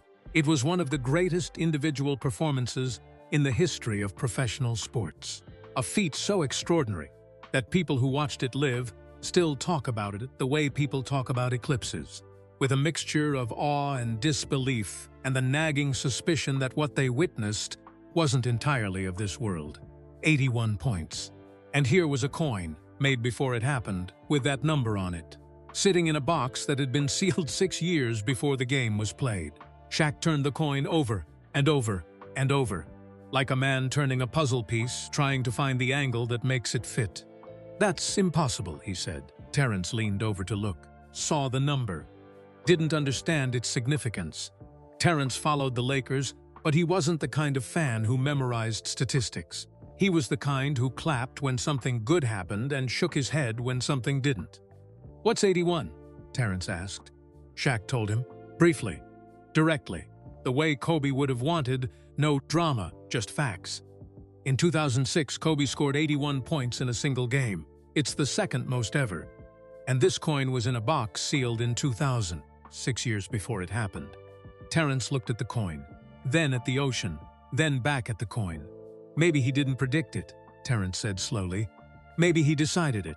Maybe he decided it in 2000, and then he spent 6 years making it true." Shaq looked at the old man, looked at the coin, and for the first time all morning he laughed. Not a big laugh, not the Shaq laugh that shook TV studios and made interviewers lose their composure. A quiet one, a private one, the kind you give when something is so perfectly, absurdly, undeniably Kobe that the only proper response is to surrender to it. "That," Shaq said, "is exactly what happened." He set the coin beside the photo and the tape. 3 items on the bench, 2 remaining.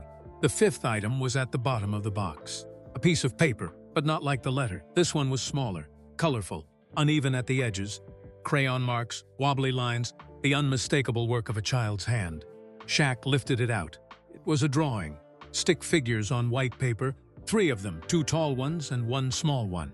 The tall ones wore purple and gold, colored in with the kind of aggressive crayon pressure that only children apply, pressing so hard the wax leaves ridges on the paper like tiny mountain ranges. The small figure stood between the 2 tall ones. It had a big round smile, no neck, arms sticking straight out like a letter T. A triangle dress colored in pink. At the bottom, in a child's handwriting, the kind where every letter is a different size and the baseline wanders like a river that can't decide which way to flow, were 5 words: Daddy and Uncle, Shaq. Shaq's breath caught. He knew this handwriting, not because he had seen this specific drawing before, but because he had seen birthday cards, holiday cards, the kind of small, earnest, imperfect messages that children send to the adults in their orbit, and that those adults keep in drawers and boxes and wallets for the rest of their lives. This was Natalia's handwriting, Kobe's oldest daughter, born January 19, 2003. But wait, the box was sealed in February 2000. Natalia wasn't born until 2003. She couldn't have been more than a toddler. Far too young to write like this. This handwriting belonged to a child of 7 or 8, maybe 9. Which meant this drawing wasn't in the original box. Which meant someone had opened it. After it was sealed. After Terrence helped Kobe place it in the concrete. Someone had come back, lifted the panel, opened the box, and added this drawing. Shaq looked at Terrence. Did anyone else know about the box? Did anyone come back? Terrence shook his head. Not that I saw. But I wasn't there every night. I retired from that site in 2003. After that, I wouldn't have known. Shaq looked at the drawing again, at the 3 stick figures, at the small one in the pink triangle dress with the enormous smile, at the words that a child had written with the absolute certainty that the 2 tall men in purple and gold would always be together. Daddy and Uncle Shaq. Uncle. Kobe's daughter called him Uncle Shaq, which meant that in whatever year this drawing was made, 2009, 2010, 2011, despite the trade, despite the silence, despite everything the cameras showed, Kobe was still talking about Shaq at home, still mentioning him, still keeping him present in the family narrative, still making sure his children knew that the giant on television wasn't just a former teammate. He was family. And Natalia drew him that way, purple and gold, standing next to her daddy, smiling. Shaq held the drawing against his chest. He closed his eyes. The tears came without permission, without warning, without the dignity of a deep breath first. They just came, fast and hard and hot, the way tears come when you've been holding them so long that the dam doesn't crack. It collapses. Terrence put his hand on Shaq's back. The old man's hand was small against the giant's frame. It covered maybe 5% of Shaq's upper back, but it was there. Steady, present, the way a lighthouse doesn't need to be the size of the storm. It just needs to stay lit. They sat like that for a long time. The giant and the guardian, the ocean below them, keeping its ancient rhythm. The guitar player near the rose garden switching to another song, something that might have been a lullaby, played so softly it blended with the wind. Then Shaq opened his eyes, wiped his face with the heels of both hands, looked at the bench, at the 4 items laid out beside him, the photo, the tape, the coin, the drawing. One item left, the letter. He picked up the folded piece of paper, held it in both hands, felt the weight of Kobe's words through the folds. You don't have to read it out loud, Terrence said gently. Yes, I do, Shaq said. I spent 20 years not saying things out loud. That's how things get lost. That's how people disappear. He unfolded the letter. And Kobe's voice. Not the voice on the tape, not the voice on the voicemail, but the voice that lives in handwriting, the voice that hides between the curves of letters and the pressure of pen on paper rose from the page like a hymn from an empty church. But the letter is its own chapter. Because what Kobe wrote on that page deserves its own silence, its own space, its own room in this story where nothing else is allowed to make noise. And that room is next. The wind stopped. Not gradually. Not the way wind normally dies down, in stages, softening like a lowering at the end of a sentence. It just stopped, completely, as if the air itself had been told to hold still, as if the ocean, the trees, the city, and every molecule between Santa Monica and the San Gabriel Mountains had collectively agreed to shut up for 3 minutes, so that a dead man's words could be heard. Shaq unfolded the letter. The paper was white, slightly yellowed at the edges from 25 years inside a metal box. No lines, no letterhead, just Kobe's handwriting, black ink, sharp slant, filling the page from margin to margin the way Kobe filled everything. Completely, without apology, without wasted space. The letters were small, tight, controlled. The handwriting of a man who practiced penmanship the way he practiced free throws. Not because it came naturally, but because he refused to do anything at less than full capacity. Even the way he formed his G's was deliberate. Even the way he crossed his T's looked like it had been drilled 10,000 times. Shaq held the letter in both hands. The paper trembled, not from the wind. From him, he began to read, out loud, the way he said he would. Because things that aren't spoken out loud get lost, and he had lost enough. Shaq.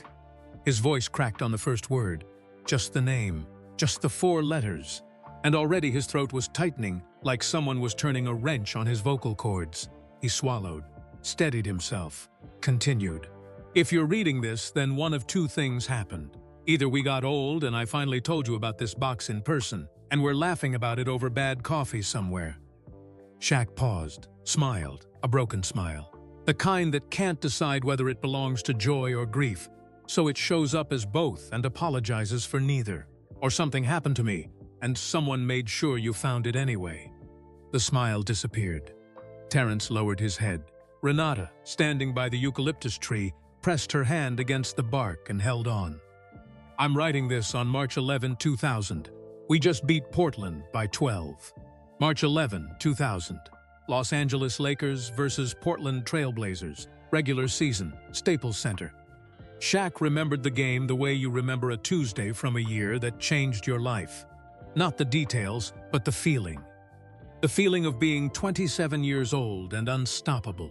The feeling of playing alongside someone who matched your fire even when you wished he'd turn it down. You had 30 and 14? I had 22.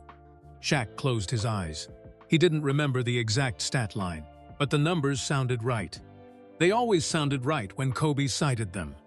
The man remembered every box score the way a musician remembers every note in a song they wrote at 19. We didn't talk in the locker room after. You went left, I went right, same as always. Two guys winning together but walking alone. Shaq opened his eyes. Read the next line slowly. Each word a stone placed carefully on a path, leading somewhere he wasn't sure he could go. I need you to know something.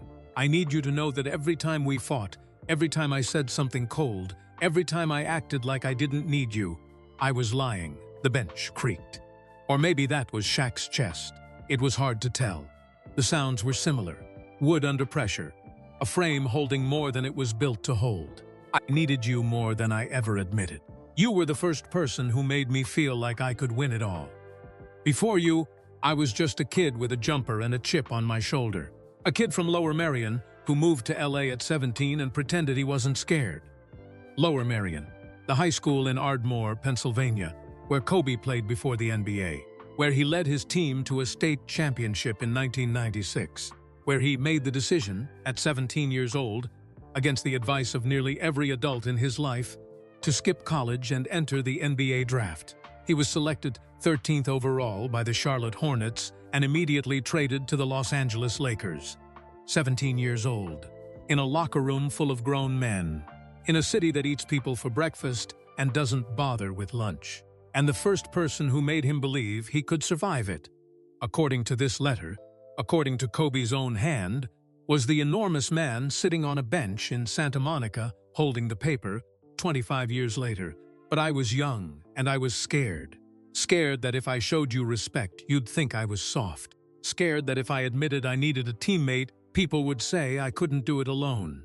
Shaq's voice was steady now, not because the emotion had faded, but because he had found a rhythm, a pace, the way a runner finds a stride after the first painful mile. He was inside the letter now, inside Kobe's voice, and the voice was carrying him. I know that sounds stupid now, and maybe by the time you read this, I'll have already told you all of this in person. I hope so. I really hope so. Shaq stopped reading. He looked at the ocean. The waves were still moving. The clouds were still gray. The world hadn't changed. But something inside him was rearranging. Furniture being moved in a room he'd locked years ago. Dust being shaken off of feelings he'd folded up and stored in the attic of himself because they were too heavy to carry and too important to throw away. I hope so, Shaq repeated, not reading, just saying it, tasting the words. He hoped he'd tell me in person, did he? Terrence asked. No, Shaq said. Not like this. We got close. In 2018, 2019, we were talking again. But we never sat down and said the real stuff. We danced around it. We sent texts with emojis and said, love you, bro. The way men do when they mean it but can't slow down long enough to prove it. He looked at the letter, found his place, continued. This box is my promise to you. A promise that no matter what happens between us, the trades, the interviews, the nonsense, there's a place in this building that belongs to just us. Just us. Two words that held more weight than most sentences. Row 24, seat 34, your number and mine, sitting side by side. The way it should have been all along. Terrence wiped his eyes with the back of his hand. He was trying to do it subtly. He was not succeeding. A 71-year-old man crying on a bench in Santa Monica at 8:45 in the morning is not a subtle event, no matter how quietly he does it. Shaq continued. His voice was thick now, like speaking through honey. Every word required effort. Every syllable was a small act of courage. I put the coin in here because I had a dream last night. A strange dream. I was standing at half court, alone, and the scoreboard read 81. I don't know what that means, but I had the coin made because the dream felt important, like the universe was showing me something I wasn't supposed to see yet. Shaq held up the gold coin, turned it so it caught the pale morning light. 81, stamped in gold, dreamed before it was real, minted before it was history. The universe showed him something he wasn't supposed to see yet, Shaq repeated. He shook his head. And then he made it happen. 6 years later, he dreamed 81, and then he went out and scored 81. Who does that? The same kind of person who hides a box under a seat and plans a 25-year reunion, Terrence said. Shaq looked at the old man, nodded, looked back at the letter. Play the tape when you're ready. I recorded it after our first championship win. It's just me talking, saying the stuff I couldn't say to your face. The tape, sitting on the bench between the photo and the coin. A small plastic rectangle holding a voice that the world would never hear again. Except here, except now, except through the crackle of magnetic film and the mercy of a 25-year-old recording that somehow survived the dark. Shaq would play it soon, but not yet. The letter wasn't finished. And Shaq, he stopped. The next lines were written differently. The handwriting changed. Not the style, still Kobe's. Still black ink, still the sharp slant and the deliberate strokes. But the pressure was different, heavier. The pen had pressed harder into the paper. The words left grooves you could feel with your fingertip, like tiny trenches dug into the surface by a hand that was trying to make the letters permanent enough to outlast time itself. These were the lines Kobe wrote last. The lines he added when the rest was already done. The lines he came back to, maybe minutes later, maybe hours. Because the letter felt unfinished without them. Because the most important thing is always the hardest thing to write. So you write everything else first and circle back when you're brave enough. Shaq read them. And Shaq, if I'm gone when you find this, his voice broke. Not cracked. Broke the way ice breaks on a lake in spring. A sound that starts small and travels outward until the whole surface is fractures. He tried again. If I'm gone when you find this, don't be sad for too long. Be sad for a day, maybe 2. Terrence's hand found Shaq's back again. Small hand, big back. It didn't matter. A hand on someone's back during the worst moment of their life doesn't need to cover much ground. It just needs to be there. Then go make someone laugh. Shaq made a sound, something between a laugh and a sob. A sound that doesn't have a name because it only happens when joy and devastation collide at full speed and neither one swerves. That's your gift. Mine was the work. Yours is the joy. The world needs your joy more than it needs my jump shot. Shaq set the letter down on his knee, put both hands over his face. His shoulders shook. His massive frame, the frame that had bulldozed through NBA defenses for 19 seasons, the frame that had carried championships and children and the expectations of entire cities. That frame shook like a building in an earthquake, not from weakness, from the sheer overwhelming force of being loved by someone who never figured out how to say it until he wrote it on a piece of paper and buried it in concrete. Terrence didn't move his hand. He just kept it there. Patient. The way you hold a candle in a room that's going dark. Not because the candle can stop the darkness, but because the person beside you needs to know there's still a light. The ocean moved below them, wave after wave after wave. The same rhythm it had kept for 10,000 years. The same rhythm it would keep for 10,000 more. Indifferent to human pain, but somehow in its constancy, offering the only comfort that nature knows how to give. The assurance that the world goes on. That the tide comes back. That the waves keep working, even when nobody is watching. Renata stood by the eucalyptus tree with tears running down both cheeks and didn't bother wiping them. She had spent 4 years inside Kobe Bryant's archive. She had read his journals, his letters, his training notes and his business plans, and the bedtime stories he wrote for daughters who would grow up without him. She thought she had made peace with the grief. She thought the clinical distance of her work, the gloves, the acid-free folders, the indexing system, had insulated her from the weight of what she handled. She was wrong, because hearing Kobe's words spoken out loud, in the voice of the man they were written for, on a bench overlooking the ocean where Kobe used to sit and watch the waves, that was different. That was the difference between reading about a fire and standing in the heat of one. Shaq lowered his hands. His face was wet. His eyes were swollen. He looked like a man who had been pulled from deep water, gasping, disoriented, grateful to be breathing. He picked up the letter, found the last 2 lines, the ones at the very bottom of the page, written slightly larger than the rest, underlined once. The only words in the entire letter that Kobe had underlined, because they were the ones he wanted to make sure survived, the ones he wanted to be louder than everything else, the ones that mattered most. Shaq read them. "I love you, brother.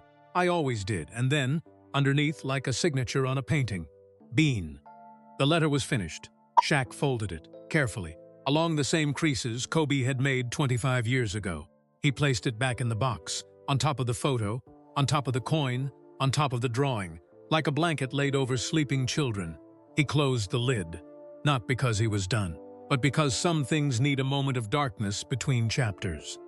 A pause, a breath, a space where the words can settle into the bones before the next thing comes. He sat on the bench with the box on his lap and the ocean in front of him, and the weight of 2 decades of silence finally, converted into something that made sense, not healed. Healing takes longer than a morning, but converted, transformed. The way pressure turns carbon into diamond. The way grief, given enough time and enough love, turns into gratitude. "That man loved you," Terrence said. "I know," Shaq said. "Did you love him?" "More than I ever told him." "Then you're even." Shaq looked at Terrence. The old man's face was wet. His Lakers cap was slightly crooked. His cane still lay across both their laps like a bridge. "We're even," Shaq repeated, and for the first time the word felt true. Not balanced, not fair, not the kind of even that means everything worked out perfectly. The kind that means we both owed each other something, and the debt has been acknowledged. And that's enough. That's enough. The guitar player near the rose garden had stopped. The jogger was gone. The woman with the paperback had closed her book and was watching the ocean as if she, too, could feel that something important had happened nearby. Or maybe she was just watching the ocean. Sometimes the ocean is enough. Shaq looked at the cassette tape sitting on the bench beside him. For Shaq, play when ready. He wasn't ready. But Kobe's letter had told him something he already knew. The important things don't wait until you're ready. They wait until you show up. And he had shown up. He had flown across the country in the middle of the night. He had knelt on a concrete floor with a 71-year-old stranger. He had opened a box that his dead brother had buried for him a quarter century ago. He had shown up. Now it was time to press play. "Renata," he said, "we need that cassette player."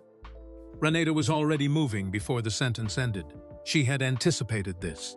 Not the exact moment. You can't predict when a man decides he's ready to hear his dead brother's voice one more time. But she knew it was coming. She had known since she first read the label on the cassette tape in the storage facility in Irvine. For Shaq, play when ready. Which meant someone, somewhere at some point, was going to need a machine that the rest of the world had abandoned 2 decades ago. She got in the Suburban, pulled away from the curb, turned south on Ocean Avenue, then east on Pico Boulevard, then south again on Lincoln. The long, flat artery that runs through the belly of West Los Angeles like a vein through an arm. She didn't use GPS. She had done her research 2 days ago, the way she researched everything, thoroughly, quietly, with the precision of a woman who spent her life finding things that other people had forgotten existed. The shop was on Lincoln Boulevard between Venice and Washington, wedged between a laundromat and a Thai restaurant that hadn't opened yet, a narrow storefront with a hand-painted sign that read, "Delvin's Vintage Audio Bought, Sold, Repaired, Respected, since 1992. The door was propped open with a cinder block. Inside, the shop was a museum of sound. Shelves stacked floor to ceiling with receivers, turntables, reel-to-reel decks, equalizers and amplifiers from every decade since Eisenhower. The air smelled like solder and old vinyl, and the particular brand of dust that accumulates only in places where time moves at its own speed. Behind the counter stood Delvon Price, 63 years old, tall, thin, wire-rimmed glasses sitting at the end of a nose that looked like it had been broken at least once and reset by someone who wasn't a doctor. He wore a faded Stevie Wonder t-shirt, Songs in the Key of Life Tour 1977, and cargo shorts that had been washed so many times they were more memory than fabric. Delvin had opened this shop in 1992 with $400 and a conviction that the world was making a mistake by throwing away its machines. Cassette players, record players, 8-tracks, the things that made music physical, tangible. Something you could hold in your hands and feel in your fingertips. He believed that sound was meant to live in objects, not in clouds, and he had spent 33 years proving it to anyone who walked through his door. Renata walked in. Delvin looked up from a Pioneer receiver he was soldering. "Morning," he said. "I need a cassette player," Renata said. "Portable, battery-powered, working." Delvin studied her for a moment, not suspiciously, curiously.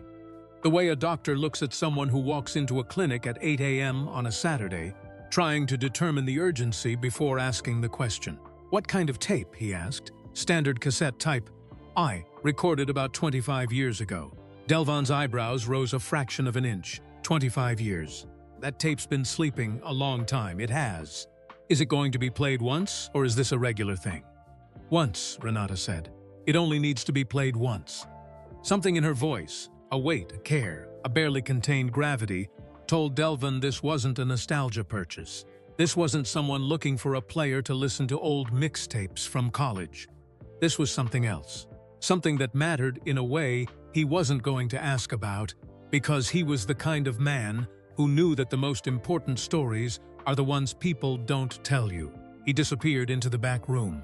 Renata heard boxes shifting, shelves being moved, a small crash followed by a mild curse word that Delvin clearly thought was inaudible.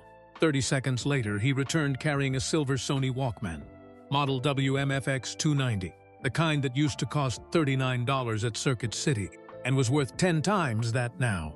Not in money, but in the simple fact that it still worked. He set it on the counter, opened the tape door, showed her the heads, clean, aligned, no corrosion. Popped in 2 AA batteries from a drawer behind the register, pressed play. The mechanism turned smoothly. A soft hiss came through the foam headphones, the sound of a machine breathing, ready, waiting for something to say. "Batteries are fresh," he said. "Heads are clean. She'll play anything you give her." He handed her the Walkman and the headphones, the classic orange foam kind that sat on your ears like 2 small pillows and made everyone who wore them look like a time traveler from 1987. Renata reached for her wallet. "How much?" Delvin shook his head. "For a tape that's been waiting 25 years? No charge. Something shouldn't have a price tag." Renata looked at him. This stranger. This man in a Stevie Wonder shirt in a shop on Lincoln Boulevard who had no idea what he was part of. Who would never know that the machine he just handed over was about to play the voice of one of the most famous athletes in human history, recorded at 4 a.m. in a parking lot after winning his first NBA championship, speaking to the only person he wanted to share it with. "Thank you," she said. "Treat her gentle," Delvin said. Renata drove back to Palisades Park in 9 minutes. She parked, walked across the grass, found Shaq and Terrence exactly where she had left them. On the bench, side by side, the box between them, the ocean in front of them, 2 men sitting in a silence that had become comfortable the way silences do between people who have shared something too big for small talk. She handed Shaq the Walkman. He turned it over in his hands. The device looked absurd against his palms, like a playing card in a catcher's mitt, silver and small and almost toy-like, a relic from a world that ran on physical things. Tapes, letters, coins, boxes hidden under seats. A world where love had weight and took up space and couldn't be deleted with a swipe. He opened the tape door, took the cassette from the bench, placed it inside. The tape fit perfectly, the spindles aligned. The door clicked shut with a satisfying plastic snap, the sound of a tiny lock engaging. He put on the headphones. The orange foam pads sat on his ears, like 2 tangerines balanced on the sides of a boulder.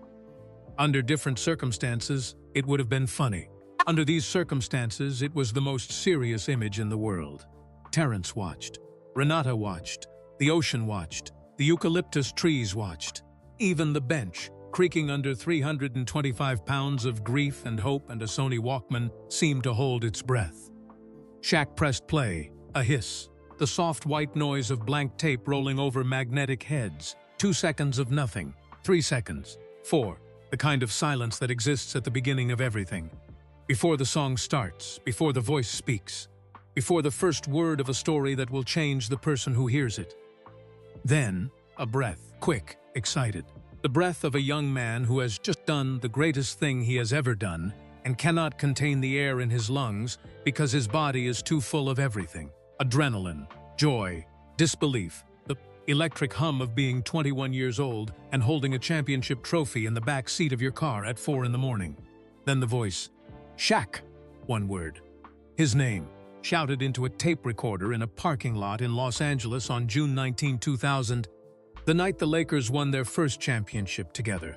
Game 6, Lakers over Indiana Pacers, 116-111. Shaq had 41 points and 12 rebounds. He was named Finals MVP. Kobe had 26 points and 10 assists. They had done it, together, for the first time.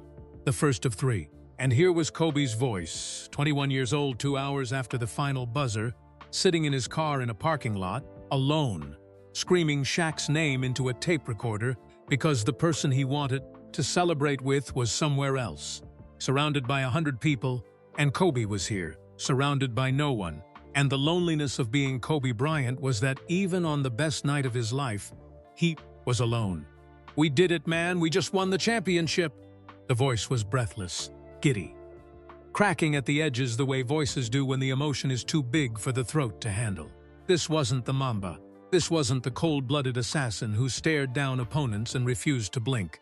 This was Bean, a kid, a 21-year-old kid who had just touched the sun and couldn't believe his fingers weren't burned. "I'm sitting in the parking lot right now because I couldn't sleep. It's like 4 a.m., and I'm in my car with the trophy in the back seat." Shaq's eyes were closed, the headphones pressed against his ears. The orange foam blocked out the ocean, the wind, the distant hum of traffic on Pacific Coast Highway below. All he could hear was Kobe, just Bean, 25 years away and right here at the same time. "I just wanted to talk to someone. And the person I want to talk to is you." Shaq's jaw tightened. A muscle in his cheek twitched. The kind of involuntary response that happens when the body processes something the mind hasn't caught up to yet.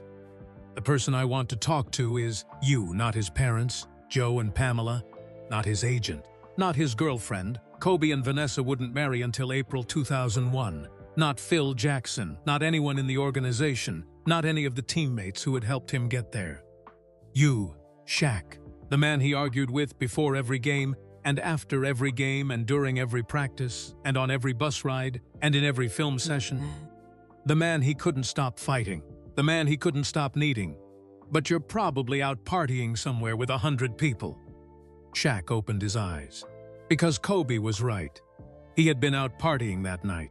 He remembered it now. Not the details, but the shape of it. A club. Music so loud the bass lived in your sternum. People everywhere. Champagne. Laughter. The kind of celebration that fills every square inch of a room, but somehow leaves the center of your chest empty.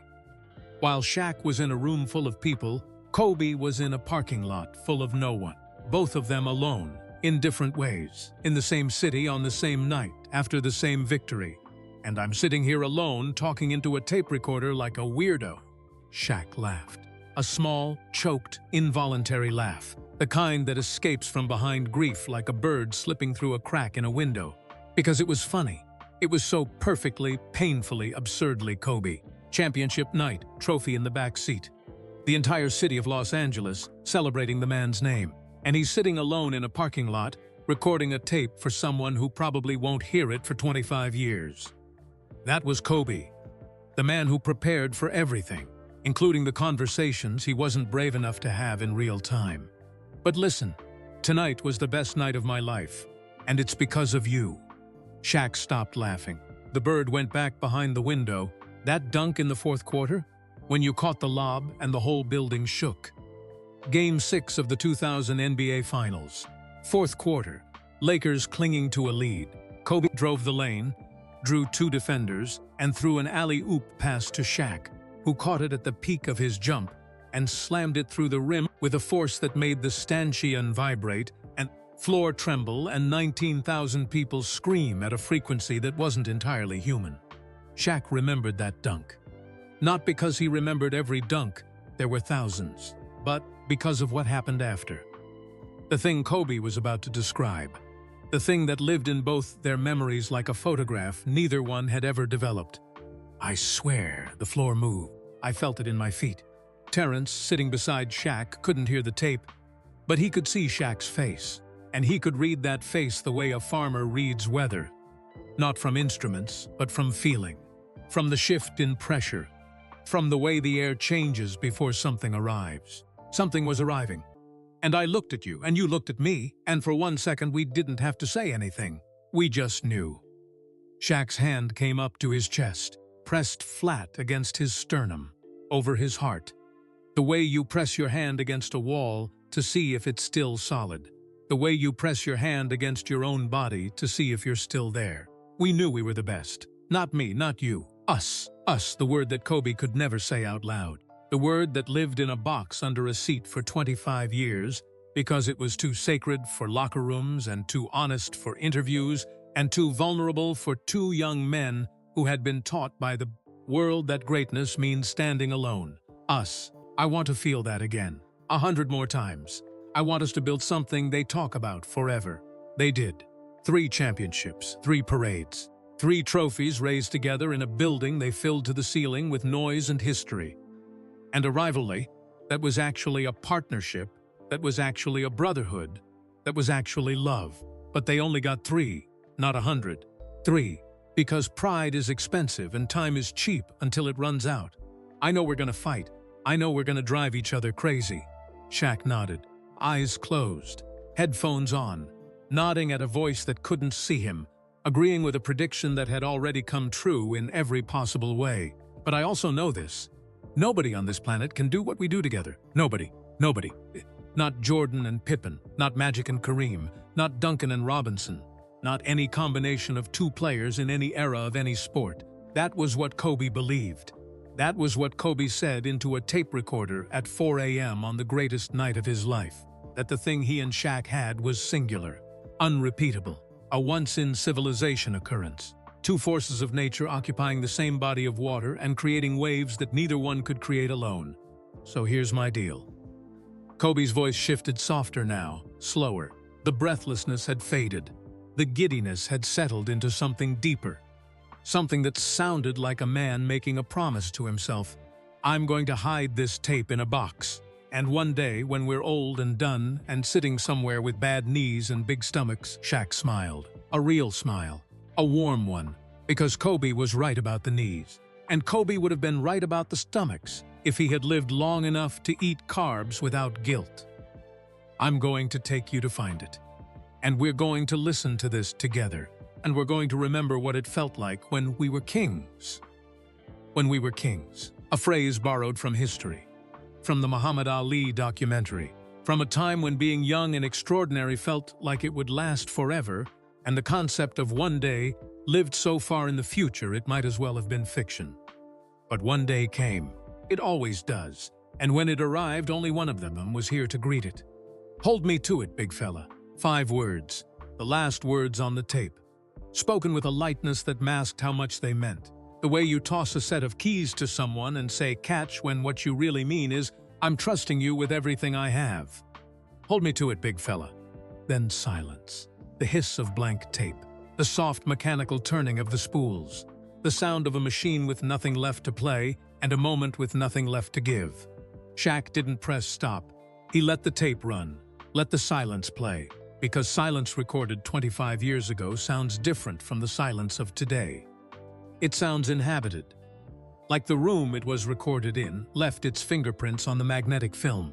Like the parking lot and the trophy and the back seat of Kobe's car and the 4 in the morning stillness of a city that had just witnessed history. All of it was encoded in the hiss. A ghost of a night, a fossil of a feeling. Shaq sat with that silence for a long time. The tape ran to the end. The mechanism clicked, auto stop. The spools went still. He pulled the headphones off, set them on the bench.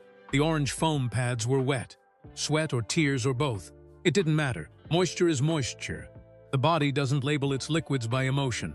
He looked at Terrence. The old man was watching him with eyes that had seen a lot of life and were not yet tired of seeing more. "What did he say?" Terrence asked. Shaq was quiet for a moment. Then, he said, "Hold me to it." "To what?" "To us, to remembering what it felt like." Terrence looked at the ocean.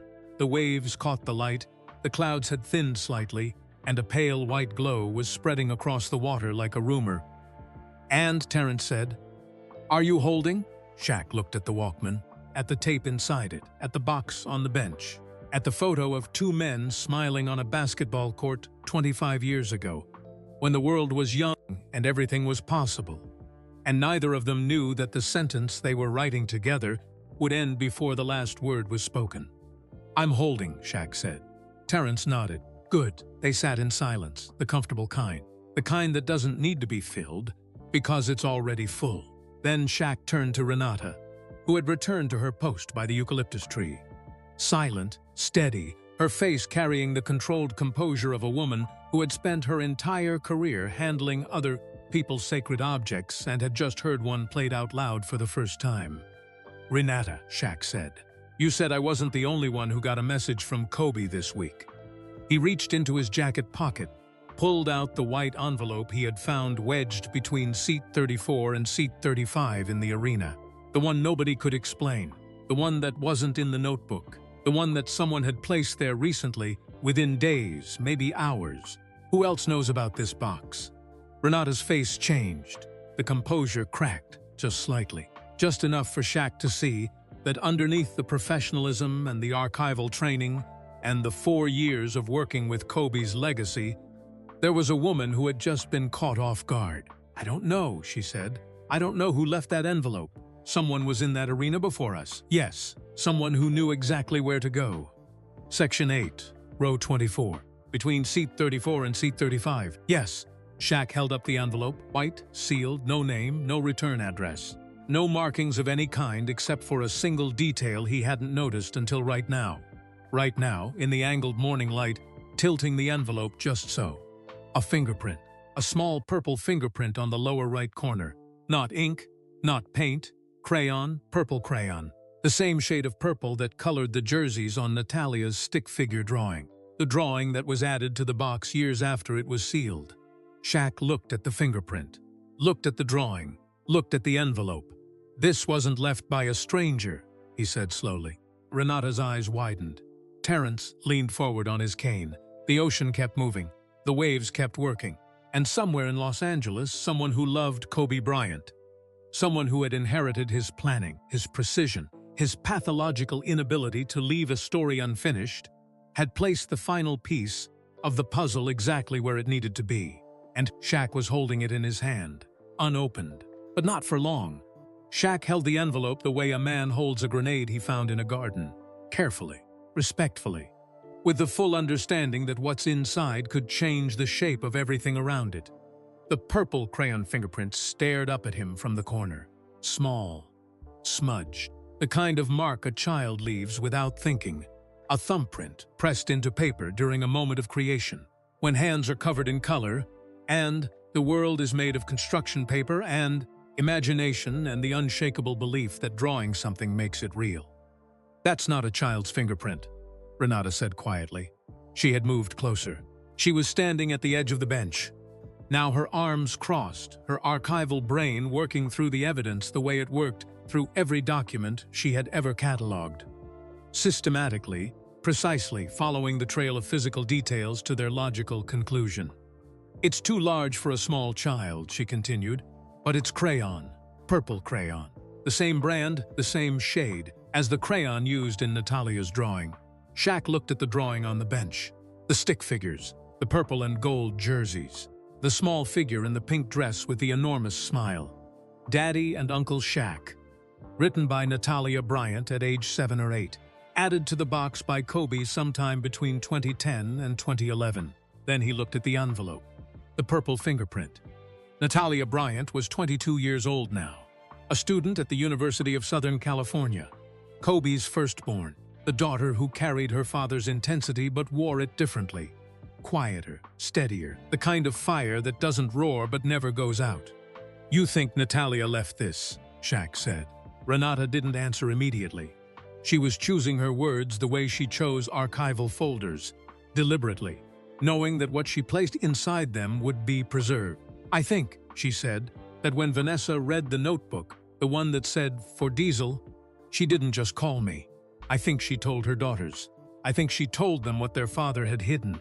And I think one of them decided that the box wasn't complete."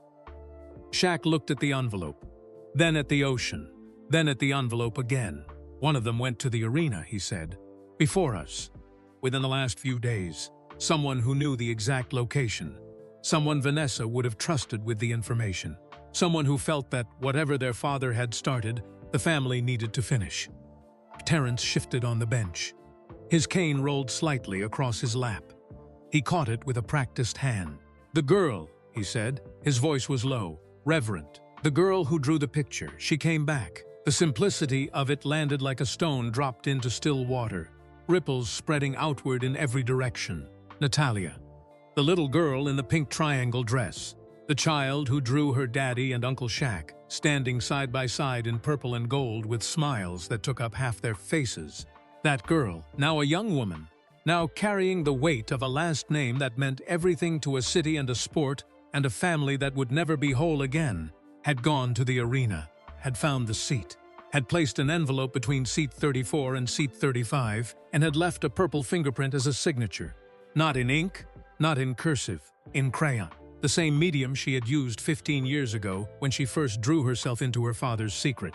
A language only the family spoke. A mark that said, "This is from us." Shaq ran his thumb over the fingerprint, gently, the way you touch a photograph of someone you haven't seen in a long time. Not to feel the paper, to feel the person. "Open it," Terrence said. Shaq slid his finger under the flap. The seal broke cleanly. Inside was a single card, white, folded once, handwritten. Not in Kobe's handwriting this time, in Vanessa's. Shaq recognized it immediately. He had received cards from Vanessa before. Birthday cards, thank you notes. The kind of correspondence that families exchange when they share a history too deep for casual texting. Her handwriting was rounder than Kobe's, softer. The letters leaned slightly to the right, like flowers tilting toward sunlight. He opened the card. Shaq. Kobe came back to the box 3 times. 3 times. Shaq looked at the metal box on the bench. The box that Terrence had helped hide in February 2000. The box that was supposed to stay sealed until 2 old men with bad knees opened it together. But Kobe couldn't leave it alone. The same way he couldn't leave a jump shot alone. The same way he couldn't leave a game film alone. The same way he couldn't leave anything alone that mattered to him. He came back, again and again. Because the box wasn't just a container, it was a conversation. And Kobe kept adding to it the way you keep adding to a conversation with someone you love. Even when they're not in the room. Even when they can't hear you. Even when the only audience is a hollow space in a concrete foundation. Once in 2006, after the 81-point game to add the coin, he told me about the dream, and he couldn't believe it came true. January 22nd, 2006. Kobe scores 81 points against the Toronto Raptors, the second highest single-game total in NBA history. And the first thing he does, not that night, not that week, but soon after, is go back to the arena. Back to Section 8, back to row 24, back to seat 34. He lifts the panel, opens the box, places the gold coin inside. The coin he had minted 6 years earlier because of a dream he couldn't explain. A dream where the scoreboard read 81. The dream was real. The coin was proof. And the box was the only witness. Shaq imagined Kobe alone in the arena at midnight. Again, the same ritual, the same pilgrimage. Kneeling in front of a seat in an empty building. Adding another chapter to a story that only one other person would ever read. A story addressed to a man who at that point in 2006, Kobe hadn't spoken to in 2 years. It didn't matter. The box didn't require a reply. The box was patient. The box was Kobe's way of talking to Shaq without Shaq having to listen. A one-way conversation with a 20-year delivery delay. The longest voicemail in history. Once in 2016, after his last game to add Natalia's drawing. She made it when she was 8. He cried in the parking lot. April 13, 2016. Kobe's final NBA game. Lakers versus Utah Jazz. Staples Center. Kobe scored 60 points, 60, in his last game at age 37, with a body held together by tape, cortisone, and an iron will that had been forged in the gym at 4 a.m. every day for 20 years. The crowd chanted his name. The arena shook. When the final buzzer sounded, Kobe stood at center court and said two words that became immortal: "Mamba out." Then he walked off the court for the last time.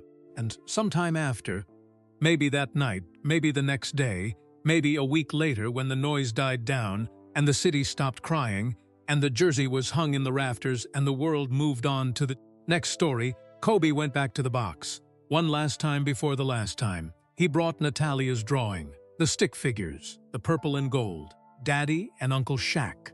A picture drawn by a child who believed that the two tall men in her life would always stand side by side.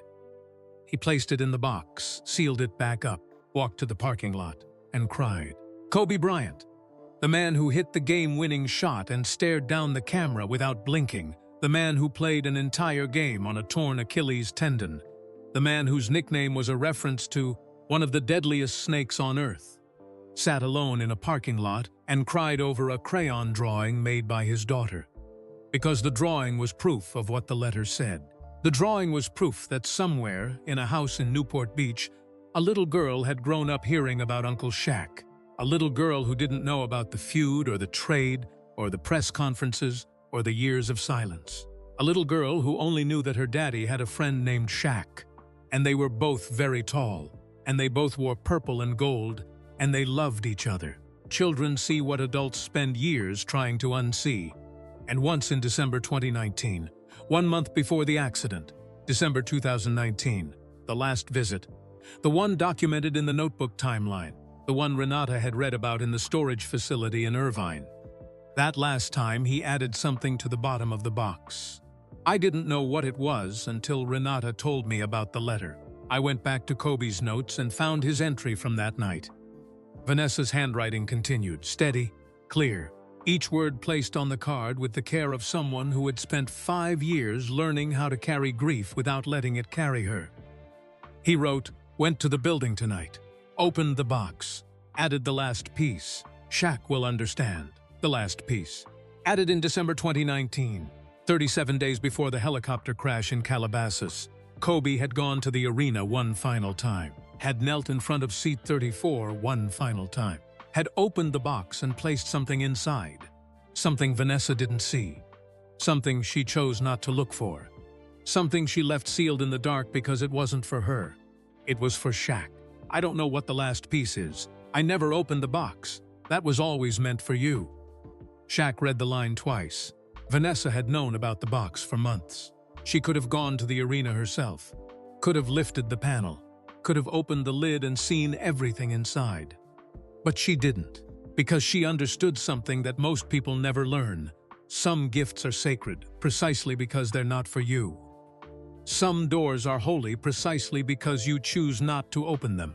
She left it for Shaq, the way Kobe left it for Shaq, the way the whole 25-year chain of events, the voicemail, the notebook, the construction worker, the archivist, the combination lock, all of it was engineered by love and maintained by trust to deliver a metal box to a specific pair of hands at a specific moment in time. But Shaq, look again. There's something else inside. Shaq's eyes snapped to the box on the bench. He had removed 5 items: the photo, the tape, the letter, the coin, the drawing. The box had looked empty after that. He was sure of it. He had seen the bare metal bottom, had seen nothing else. But Vanessa's card said otherwise. And Vanessa Bryant was not a woman who wasted words. With love, Vanessa. The card ended. Shaq set it down on the bench beside the other items, a growing collection of artifacts laid out on green-painted wood like exhibits in the world's most intimate museum. A museum with an audience of 3. He picked up the metal box, turned it over, looked at the bottom from the outside, nothing unusual. Looked at the inside. The bare metal floor of the box, silver, scratched, dusty. But then in the angled morning light, with the sun finally pressing through the clouds and casting long, sharp shadows across the bench, he saw it. A seam. A thin, almost invisible line running along the inside bottom of the box. Not a scratch, not a manufacturing mark. A deliberate cut, clean, straight, forming a rectangle about 4 inches by 6 inches. A false bottom. Shaq looked at Terrence. The old man's eyes were wide. "I didn't know about that," Terrence said. "That wasn't there when we put the box in." "Kobe added it," Shaq said, one of the times he came back. "He modified the box." Of course he did. Because Kobe Bryant didn't just plan ahead. He built infrastructure for his plans.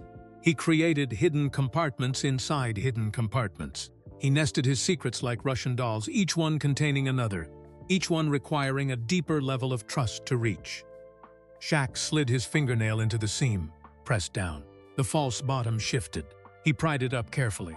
The way Terrence had pried up the seat panel an hour ago. The way Renata had pried open the lid of the archival box in Irvine. The way every person in this story had opened every container with the same mixture of reverence and terror that comes from knowing that what's inside will change you. The false bottom came free.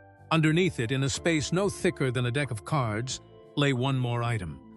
The last thing Kobe Bryant ever placed in the box. But the thing he added in December 2019, 37 days before he died. The thing Vanessa had never seen. The thing Shaq was now looking at with an expression that Terrence would later describe as the face of a man who just found out the universe is bigger than he thought. Shaq reached in, pulled it out, and now, finally, after 25 years, after a voicemail and a notebook and a flight and a construction worker and an archivist and a bench overlooking the Pacific Ocean and a cassette tape played on a borrowed Walkman with orange foam headphones, now we can tell you what it was. But not in this chapter. Because the last piece deserves its own moment, its own breath, its own space in the silence between one heartbeat and the next. And that moment is next. It was a ticket, a single basketball ticket, printed on heavy cardstock, the kind they used to give to courtside guests before everything went digital, and a $60,000 seat became a QR code on a phone screen. This was physical, real. Something you could hold between your fingers and feel the weight of the event it promised. Shaq held it up to the light. Los Angeles Lakers versus San Antonio Spurs. Staples Center, Los Angeles, California. February 7, 2020. Section. Courtside. Row AA. Seat 1. Admit 1. February 7, 2020. 7 days after the crash. Shaq stared at the date, read it again and again. And a third time, because dates are just numbers until they collide with history and then they become gravestones. February 2nd, 2020. The game happened. The Lakers played that night. The entire arena was draped in purple and gold. Every seat had a jersey on it. A number 8 on one, a number 24 on the other, alternating throughout the building like a heartbeat rendered in fabric. LeBron James spoke before the game. Usher sang. Voiceless men performed the national anthem. 20,000 people wept openly in a building that had been constructed for joy and was now holding the largest funeral a sport had ever seen. Shaq was on television that night, TNT. He sat behind the desk in Atlanta, 3,000 miles from the arena, trying to hold himself together. He didn't have known that a courtside ticket with his name on it was sitting in a metal box beneath seat 34, waiting for a night that would never happen. He turned the ticket over. On the back, in Kobe's handwriting, black ink, sharp slant, but softer than the letter, softer than the notebook, softer than anything Kobe had ever written. As if the pen itself knew that these words were the last ones it would ever write for this purpose. Were 4 sentences. This seat is for me. Save the one next to it for you. Let's watch one together. Just us, no cameras, no noise. Like 2 brothers. Shaq read the words. Then he read them again. Then he couldn't read them anymore because his eyes were full and the words were drowning. Kobe had bought 2 courtside seats for the February 2 game, one for himself, one for Shaq. He was going to invite him. He was going to call, maybe that week, maybe the week before, and say something casual, something Kobe. Something like, yo, big fella, you free on the 2nd? Come watch the kids play. I'll save you a seat. And they would have gone, side by side. 2 retired legends sitting courtside at the arena they built, watching a new generation play the game that gave them everything. No microphones, no analysts, no debate about who was better or whose team it really was. Just 2 men in their 40s with bad knees and full hearts, watching basketball the way they watched it when they were boys, with wonder, with gratitude, with the pure, uncontaminated love of a game that doesn't care about your legacy or your bank account or your jersey number. A game that only asks one thing: Show up. Kobe was going to show up. He was going to bring Shaq home. He was 37 days away from closing the circle. And then January 26th happened. A foggy morning, a helicopter, a hillside in Calabasas, and the circle stayed open. Until now. Shaq held the ticket against his chest, the same way he had held the notebook, the same way he had held the letter, pressing it into his body like he was trying to absorb it through his skin. Like if he pressed hard enough, the ticket would pass through his ribs and reach the place where all the unsaid things lived. The apologies, the I miss yous, the come to the game and sit with me's, and it would fill space that had been empty for 5 years, for 20 years, for the entire duration of a friendship that spent more time broken than whole and still, somehow, never stopped being the most important relationship either man had ever had outside of family, except it was family.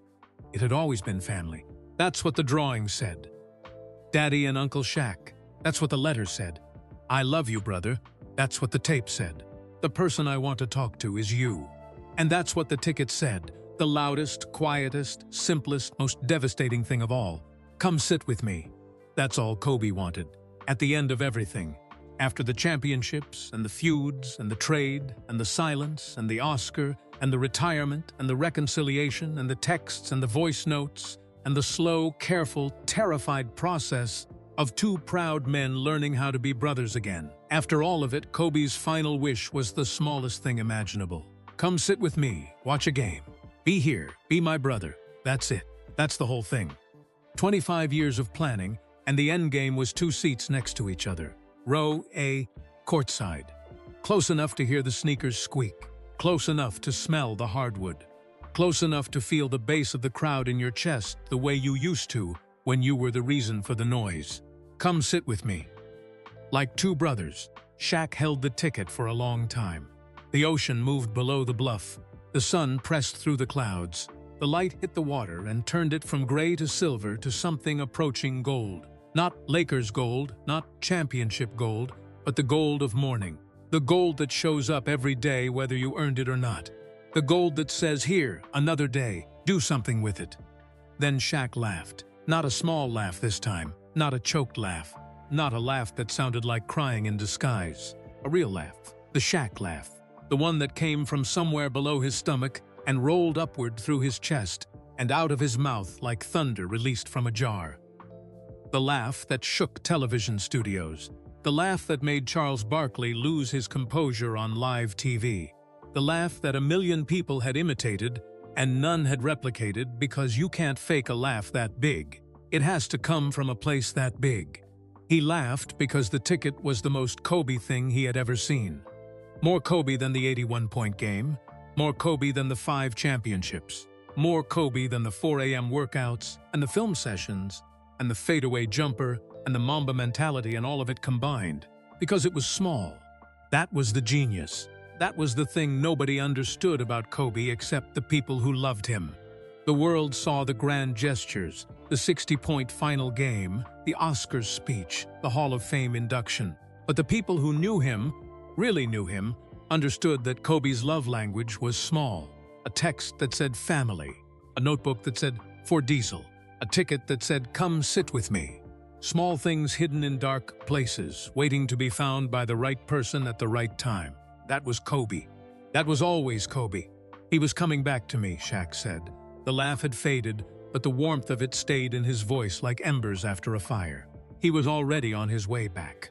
Terrence wiped his eyes with the back of his hand. His Lakers cap was crooked.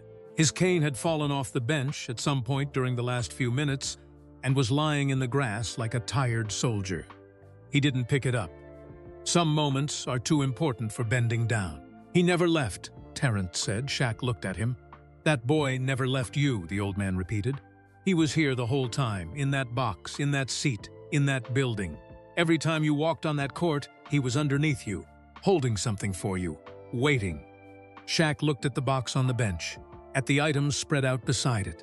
A photograph, a cassette tape, a letter, a gold coin, a child's drawing, a card from Vanessa, and a ticket to a game that was played without the 2 men who were supposed to attend it together. 7 objects, a lifetime of love, all of it hidden in a hollow space the size of a shoebox.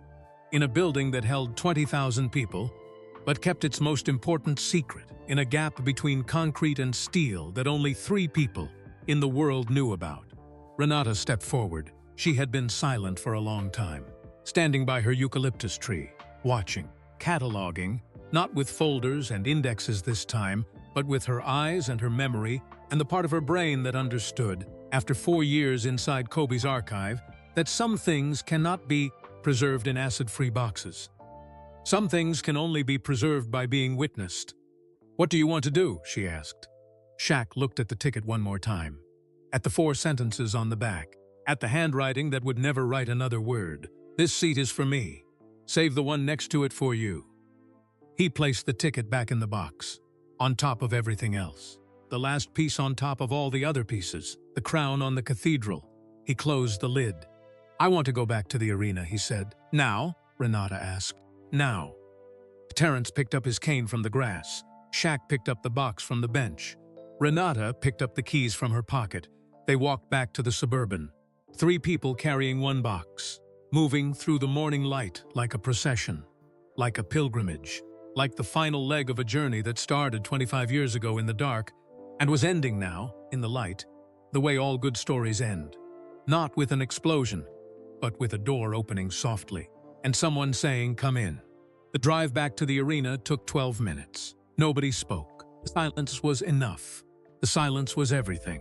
And what Shaq did when he got back to that arena, what he did in Section 8, Row 24, Seat 34, alone, with no cameras and no noise and no audience except the ghosts of 20,000 nights. That is the end of this story. And the end is next. Gabriela Soto was waiting at the south entrance when the Suburban pulled in.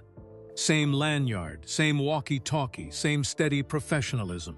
But something in her face had changed since morning. A softness, a knowing. As if the building itself had whispered to her what was about to happen inside its walls, and she had accepted the role of gatekeeper without needing to understand the full story. "Section 8 is still clear," she said. "Take as long as you need." Shaq nodded. He carried the metal box against his chest with both arms, the way a man carries a sleeping child from the car to the bed, careful not to wake what's inside. Not because it might break, but because what's inside is dreaming, and the dream is too important to interrupt.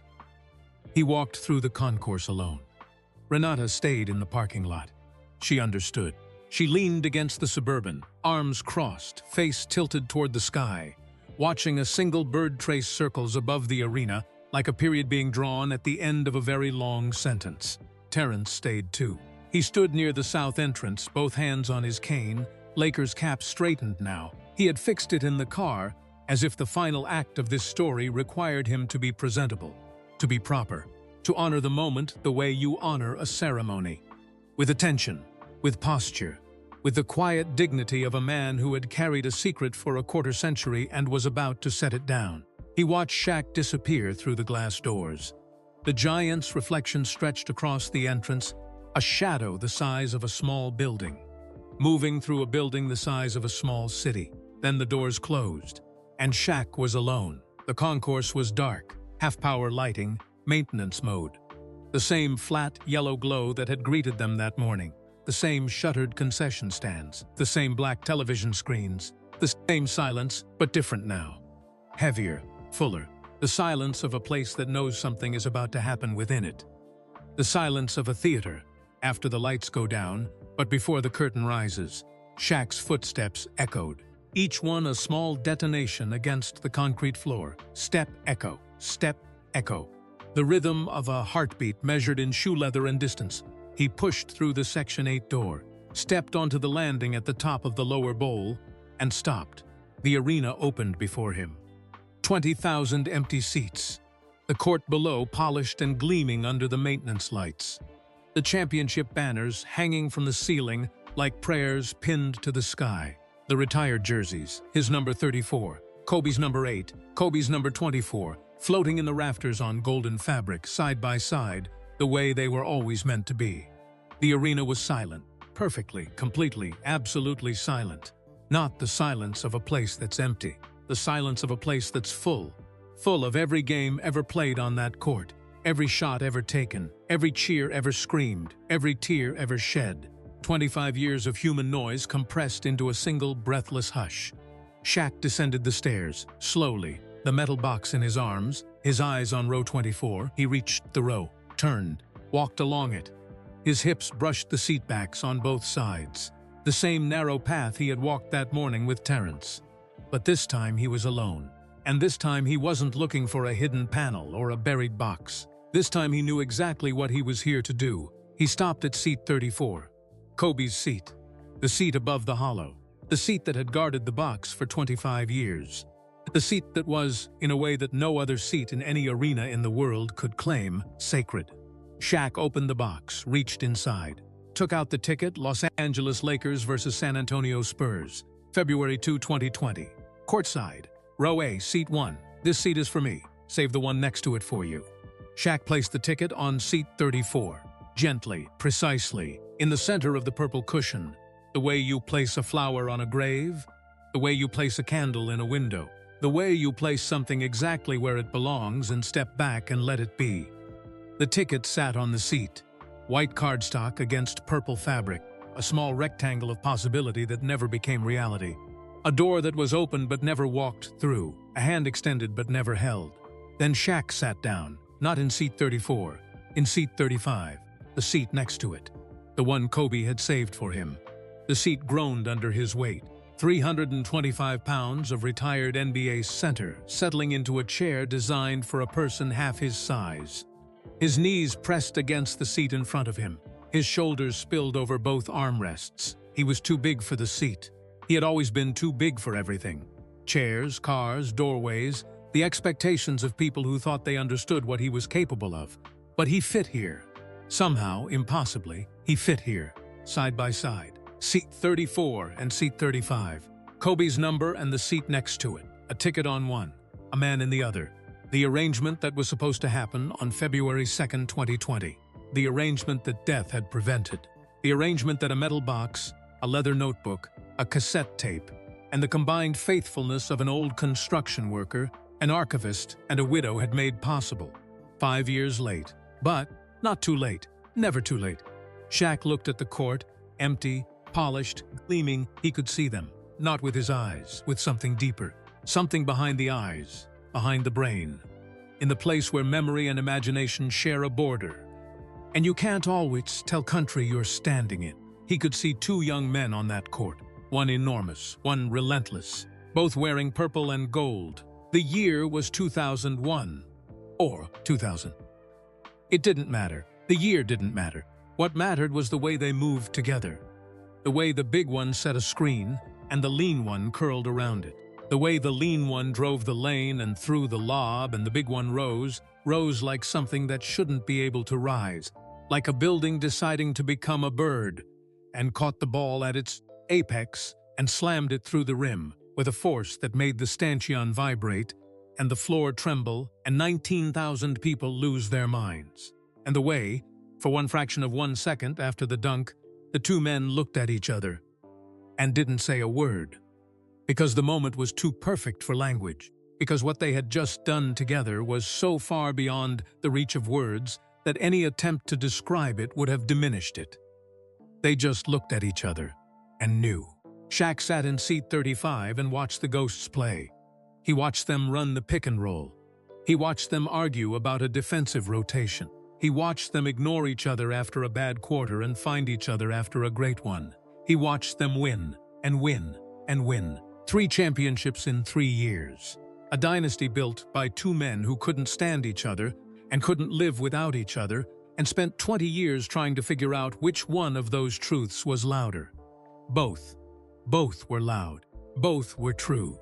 And the space between them, the space where the fighting happened, the space where the silence lived, the space where the love hid, because it was too big and too scared to come out.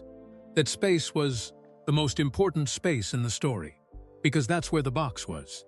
In the space between them, in the gap, in the hollow. Hidden where nobody could see it, waiting for someone to be brave enough to reach in.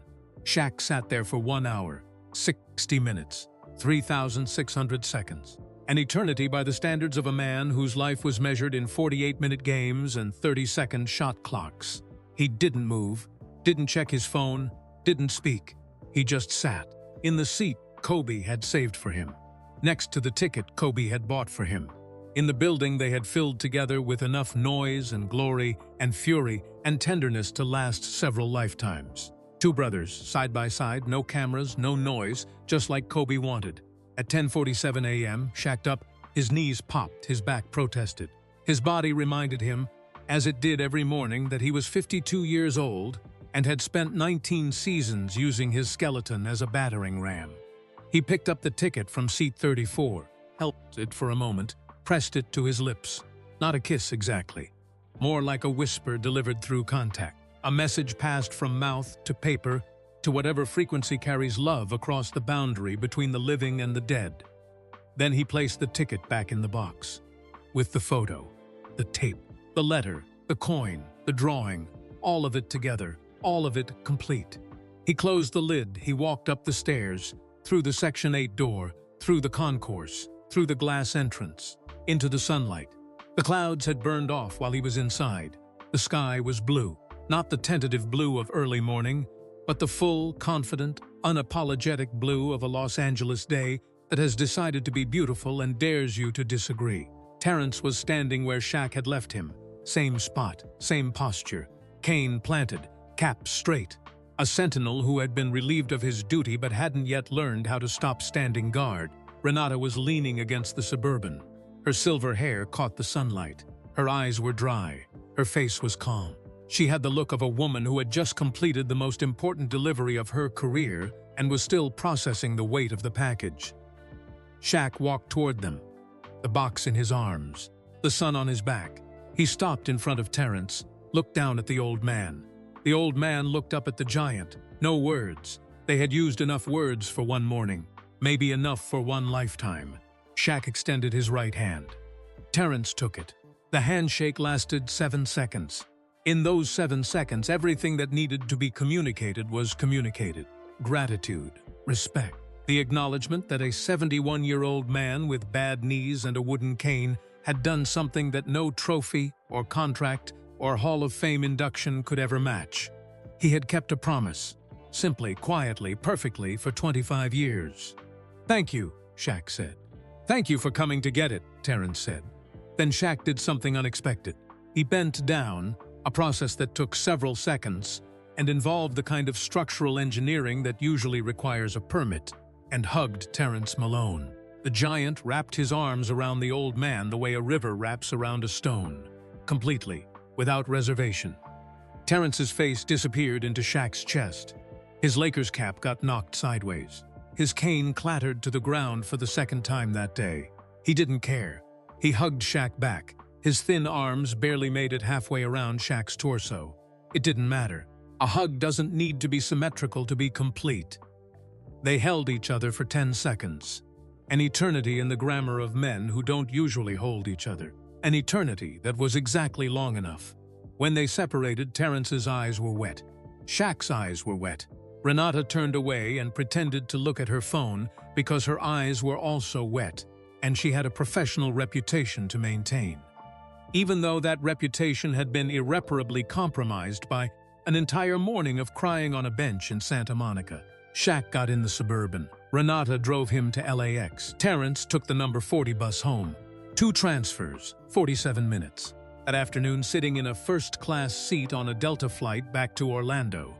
The same seat, 1A, the same airline, the same route, but a different man than the one who had flown west 12 hours. Earlier, Shaq called Vanessa Bryant. They talked for 2 hours. He told her everything, every item, every word, every feeling. He described the photo, and Vanessa said she had never seen it either. Kobe must have gotten it from the team photographer and kept it private. He described the coin, and Vanessa laughed. Really laughed. The kind of laugh that surprises you because you didn't know you still had it in you. "The dream," she said. "He told me about that dream. March 2000, he woke up in the middle of the night and said, 'Van, I just dreamed I scored 81 points. I told him to go back to sleep. 6 years later, he walked through the front door after the Toronto game and said, 'Remember the dream? I almost fell off the couch.'" They laughed together, Shaq and Vanessa, laughing at Kobe, laughing with Kobe. laughing because the alternative was crying and they had done enough crying. Not just today, for 5 years, for 20 years, for the entire long, complicated, beautiful, broken, magnificent duration of a story that started when a 17-year-old kid from Pennsylvania walked into a locker room in Los Angeles and met a 24-year-old giant from New Jersey. And neither of them knew that they were about to become the most important person in each other's professional life, and maybe, in each other's heart. Vanessa told Shaq about the ticket. She said Kobe had mentioned it in passing in December 2019, just once, casually, over dinner. "I'm gonna invite Shaq to a game next month," he had said.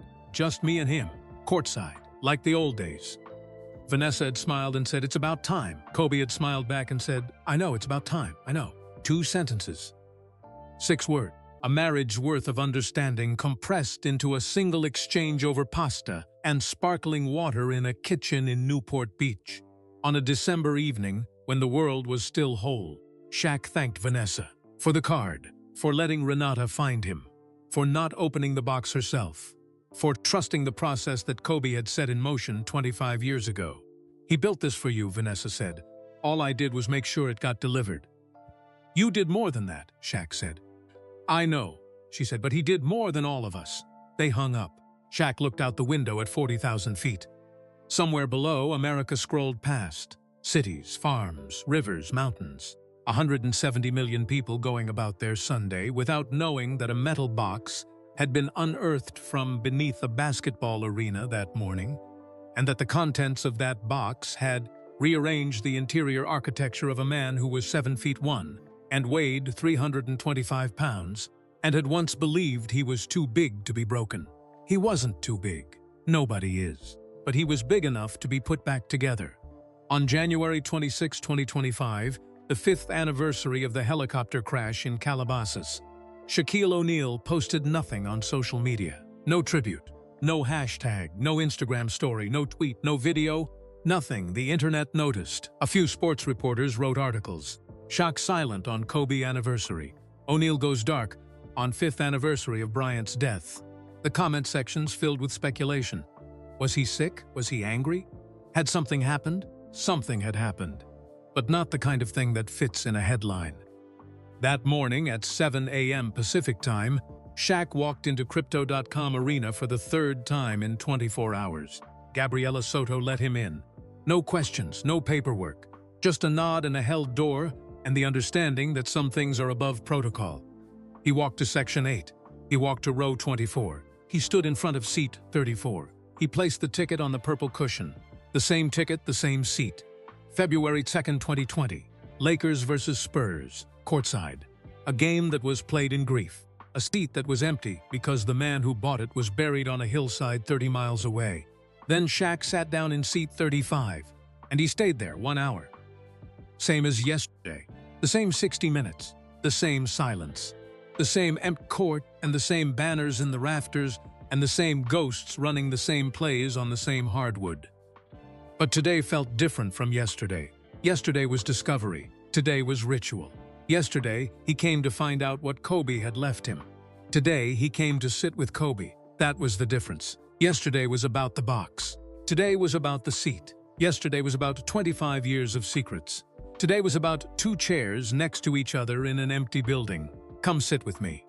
Like 2 brothers, Shaq sat. And for 1 hour in the stillness of a 20,000-seat arena, with no one in it except a man and a memory, the circle closed. Not perfectly. Circles built by grief never close perfectly. There's always a gap. A sliver of daylight where the loss leaks through. You don't fill that gap. You learn to live with it. You learn to sit beside it. You learn that the gap is not a failure, it's a testament. It proves that what you lost was real, that it mattered, that it was big enough to leave a mark the shape of itself on the wall of your life. Kobe left a mark the shape of himself on everything he touched.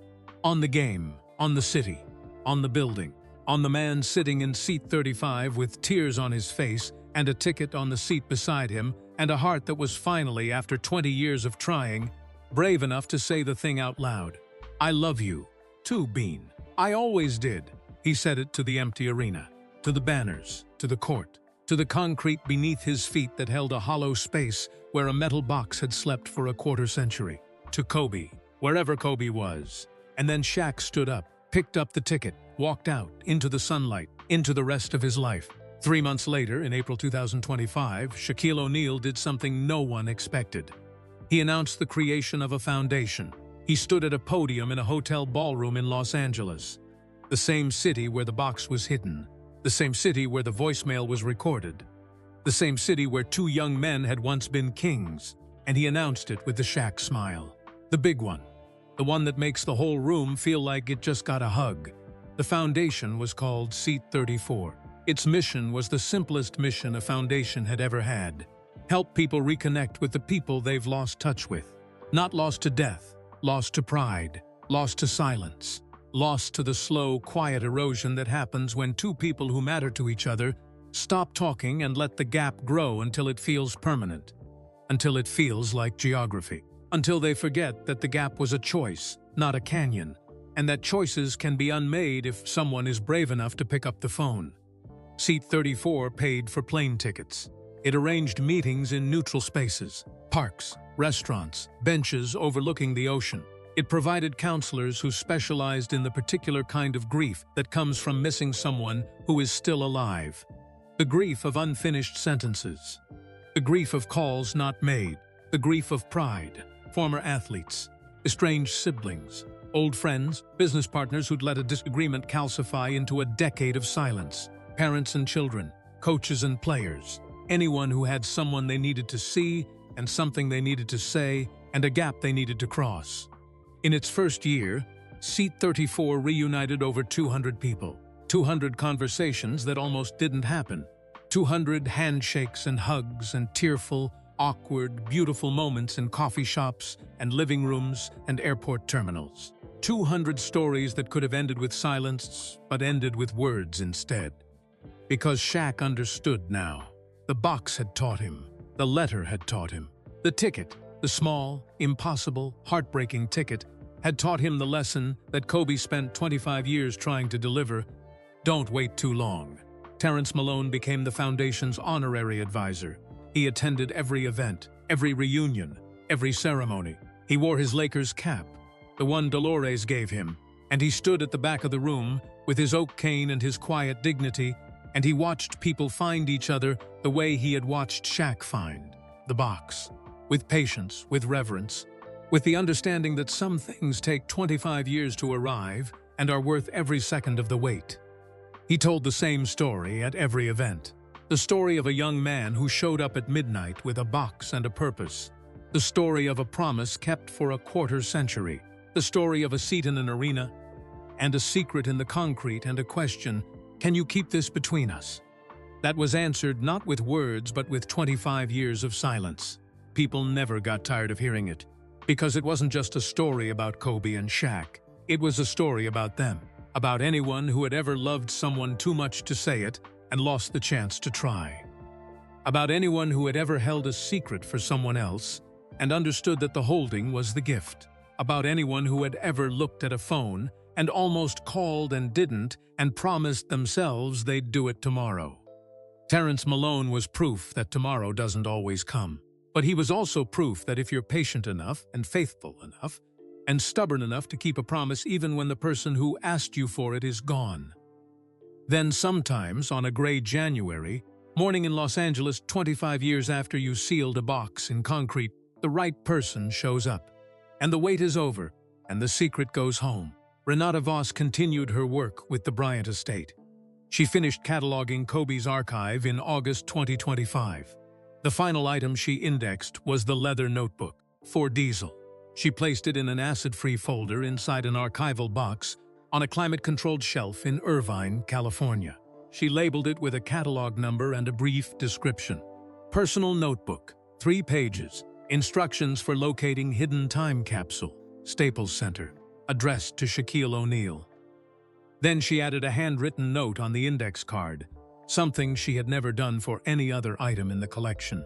A single line in her own handwriting below the catalog description. Delivered, January 25, 2025. She gave one interview about the experience, a small podcast, not a major network. She didn't want the spotlight. She wanted the record. The interviewer asked her what the hardest part was. Renata thought for a moment. Then she said, "It wasn't finding the notebook. It wasn't tracking down Shaq. It wasn't even the logistics, getting everyone to the arena, arranging access, making sure the moment was private and protected." She paused. "The hardest part was watching Shaq read the letter. I've handled documents from presidents. I've preserved letters from Nobel laureates. I've held manuscripts that are hundreds of years old, but I have never, in my entire career, seen someone hold a piece of paper the way Shaq held that letter."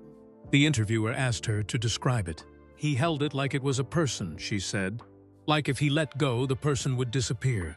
And I think, in a way, that's exactly what it was. It was the closest he was ever going to get to holding Kobe again, and he knew it, and he held on."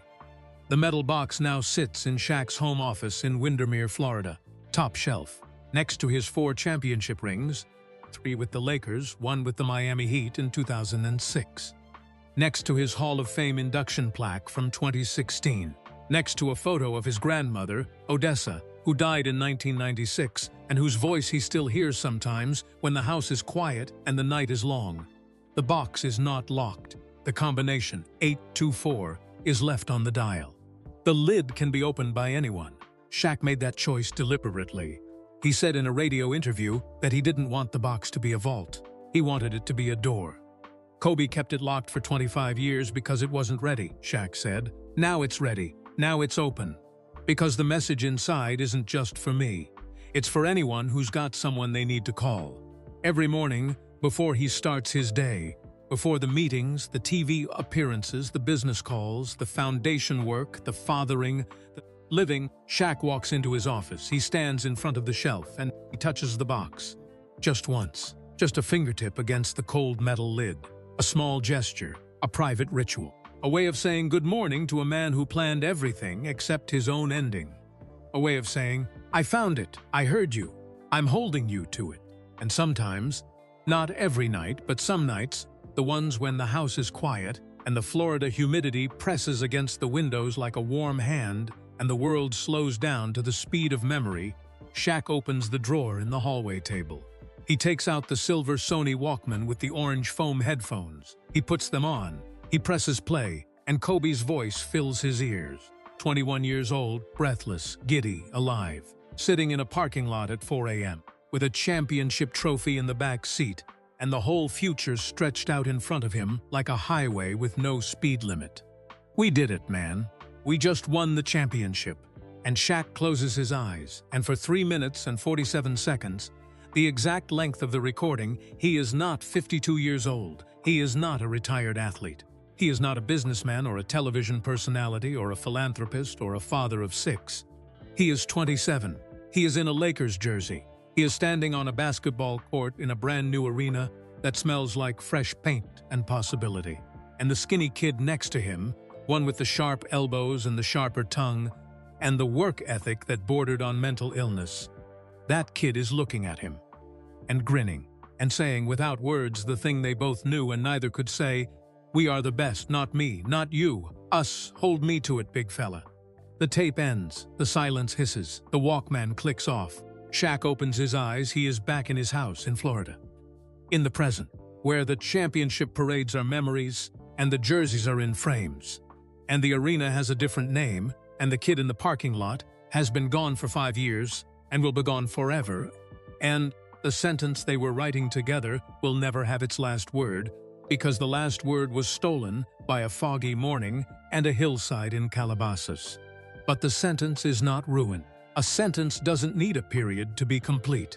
Sometimes the most powerful sentences are the ones that don't end, the ones that keep going, the ones that echo through concrete and metal and time and the stubborn, faithful, unbreakable mechanism of love, the kind of love that hides in boxes and waits in silence and travels 25 years through the dark to arrive at last in the hands of the only person who was ever meant to hold it. Shaq puts the Walkman back in the drawer, touches the box one more time, and walks into his day, carrying Kobe with him, the way he always has, the way he always will. And that is the story of a box that waited 25 years in the dark for the right person to find it. Now I want to hear from you. Drop a comment right now and tell me where you are watching this from.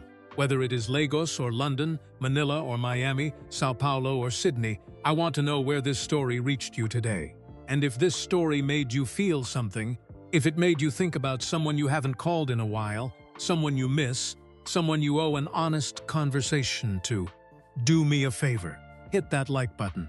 Not for me. For the message, every like pushes this story to one more person who might need to hear it today. One more person sitting in their own silence, holding their own words, waiting too long, the way Shaq waited too long. And if you are not subscribed yet, go ahead and subscribe right now. We tell stories on this channel that remind you what matters. Stories that make you pick up the phone. Stories that make you say the thing you have been holding inside. That is what we do here, and we are just getting started. Now, Kobe said it best.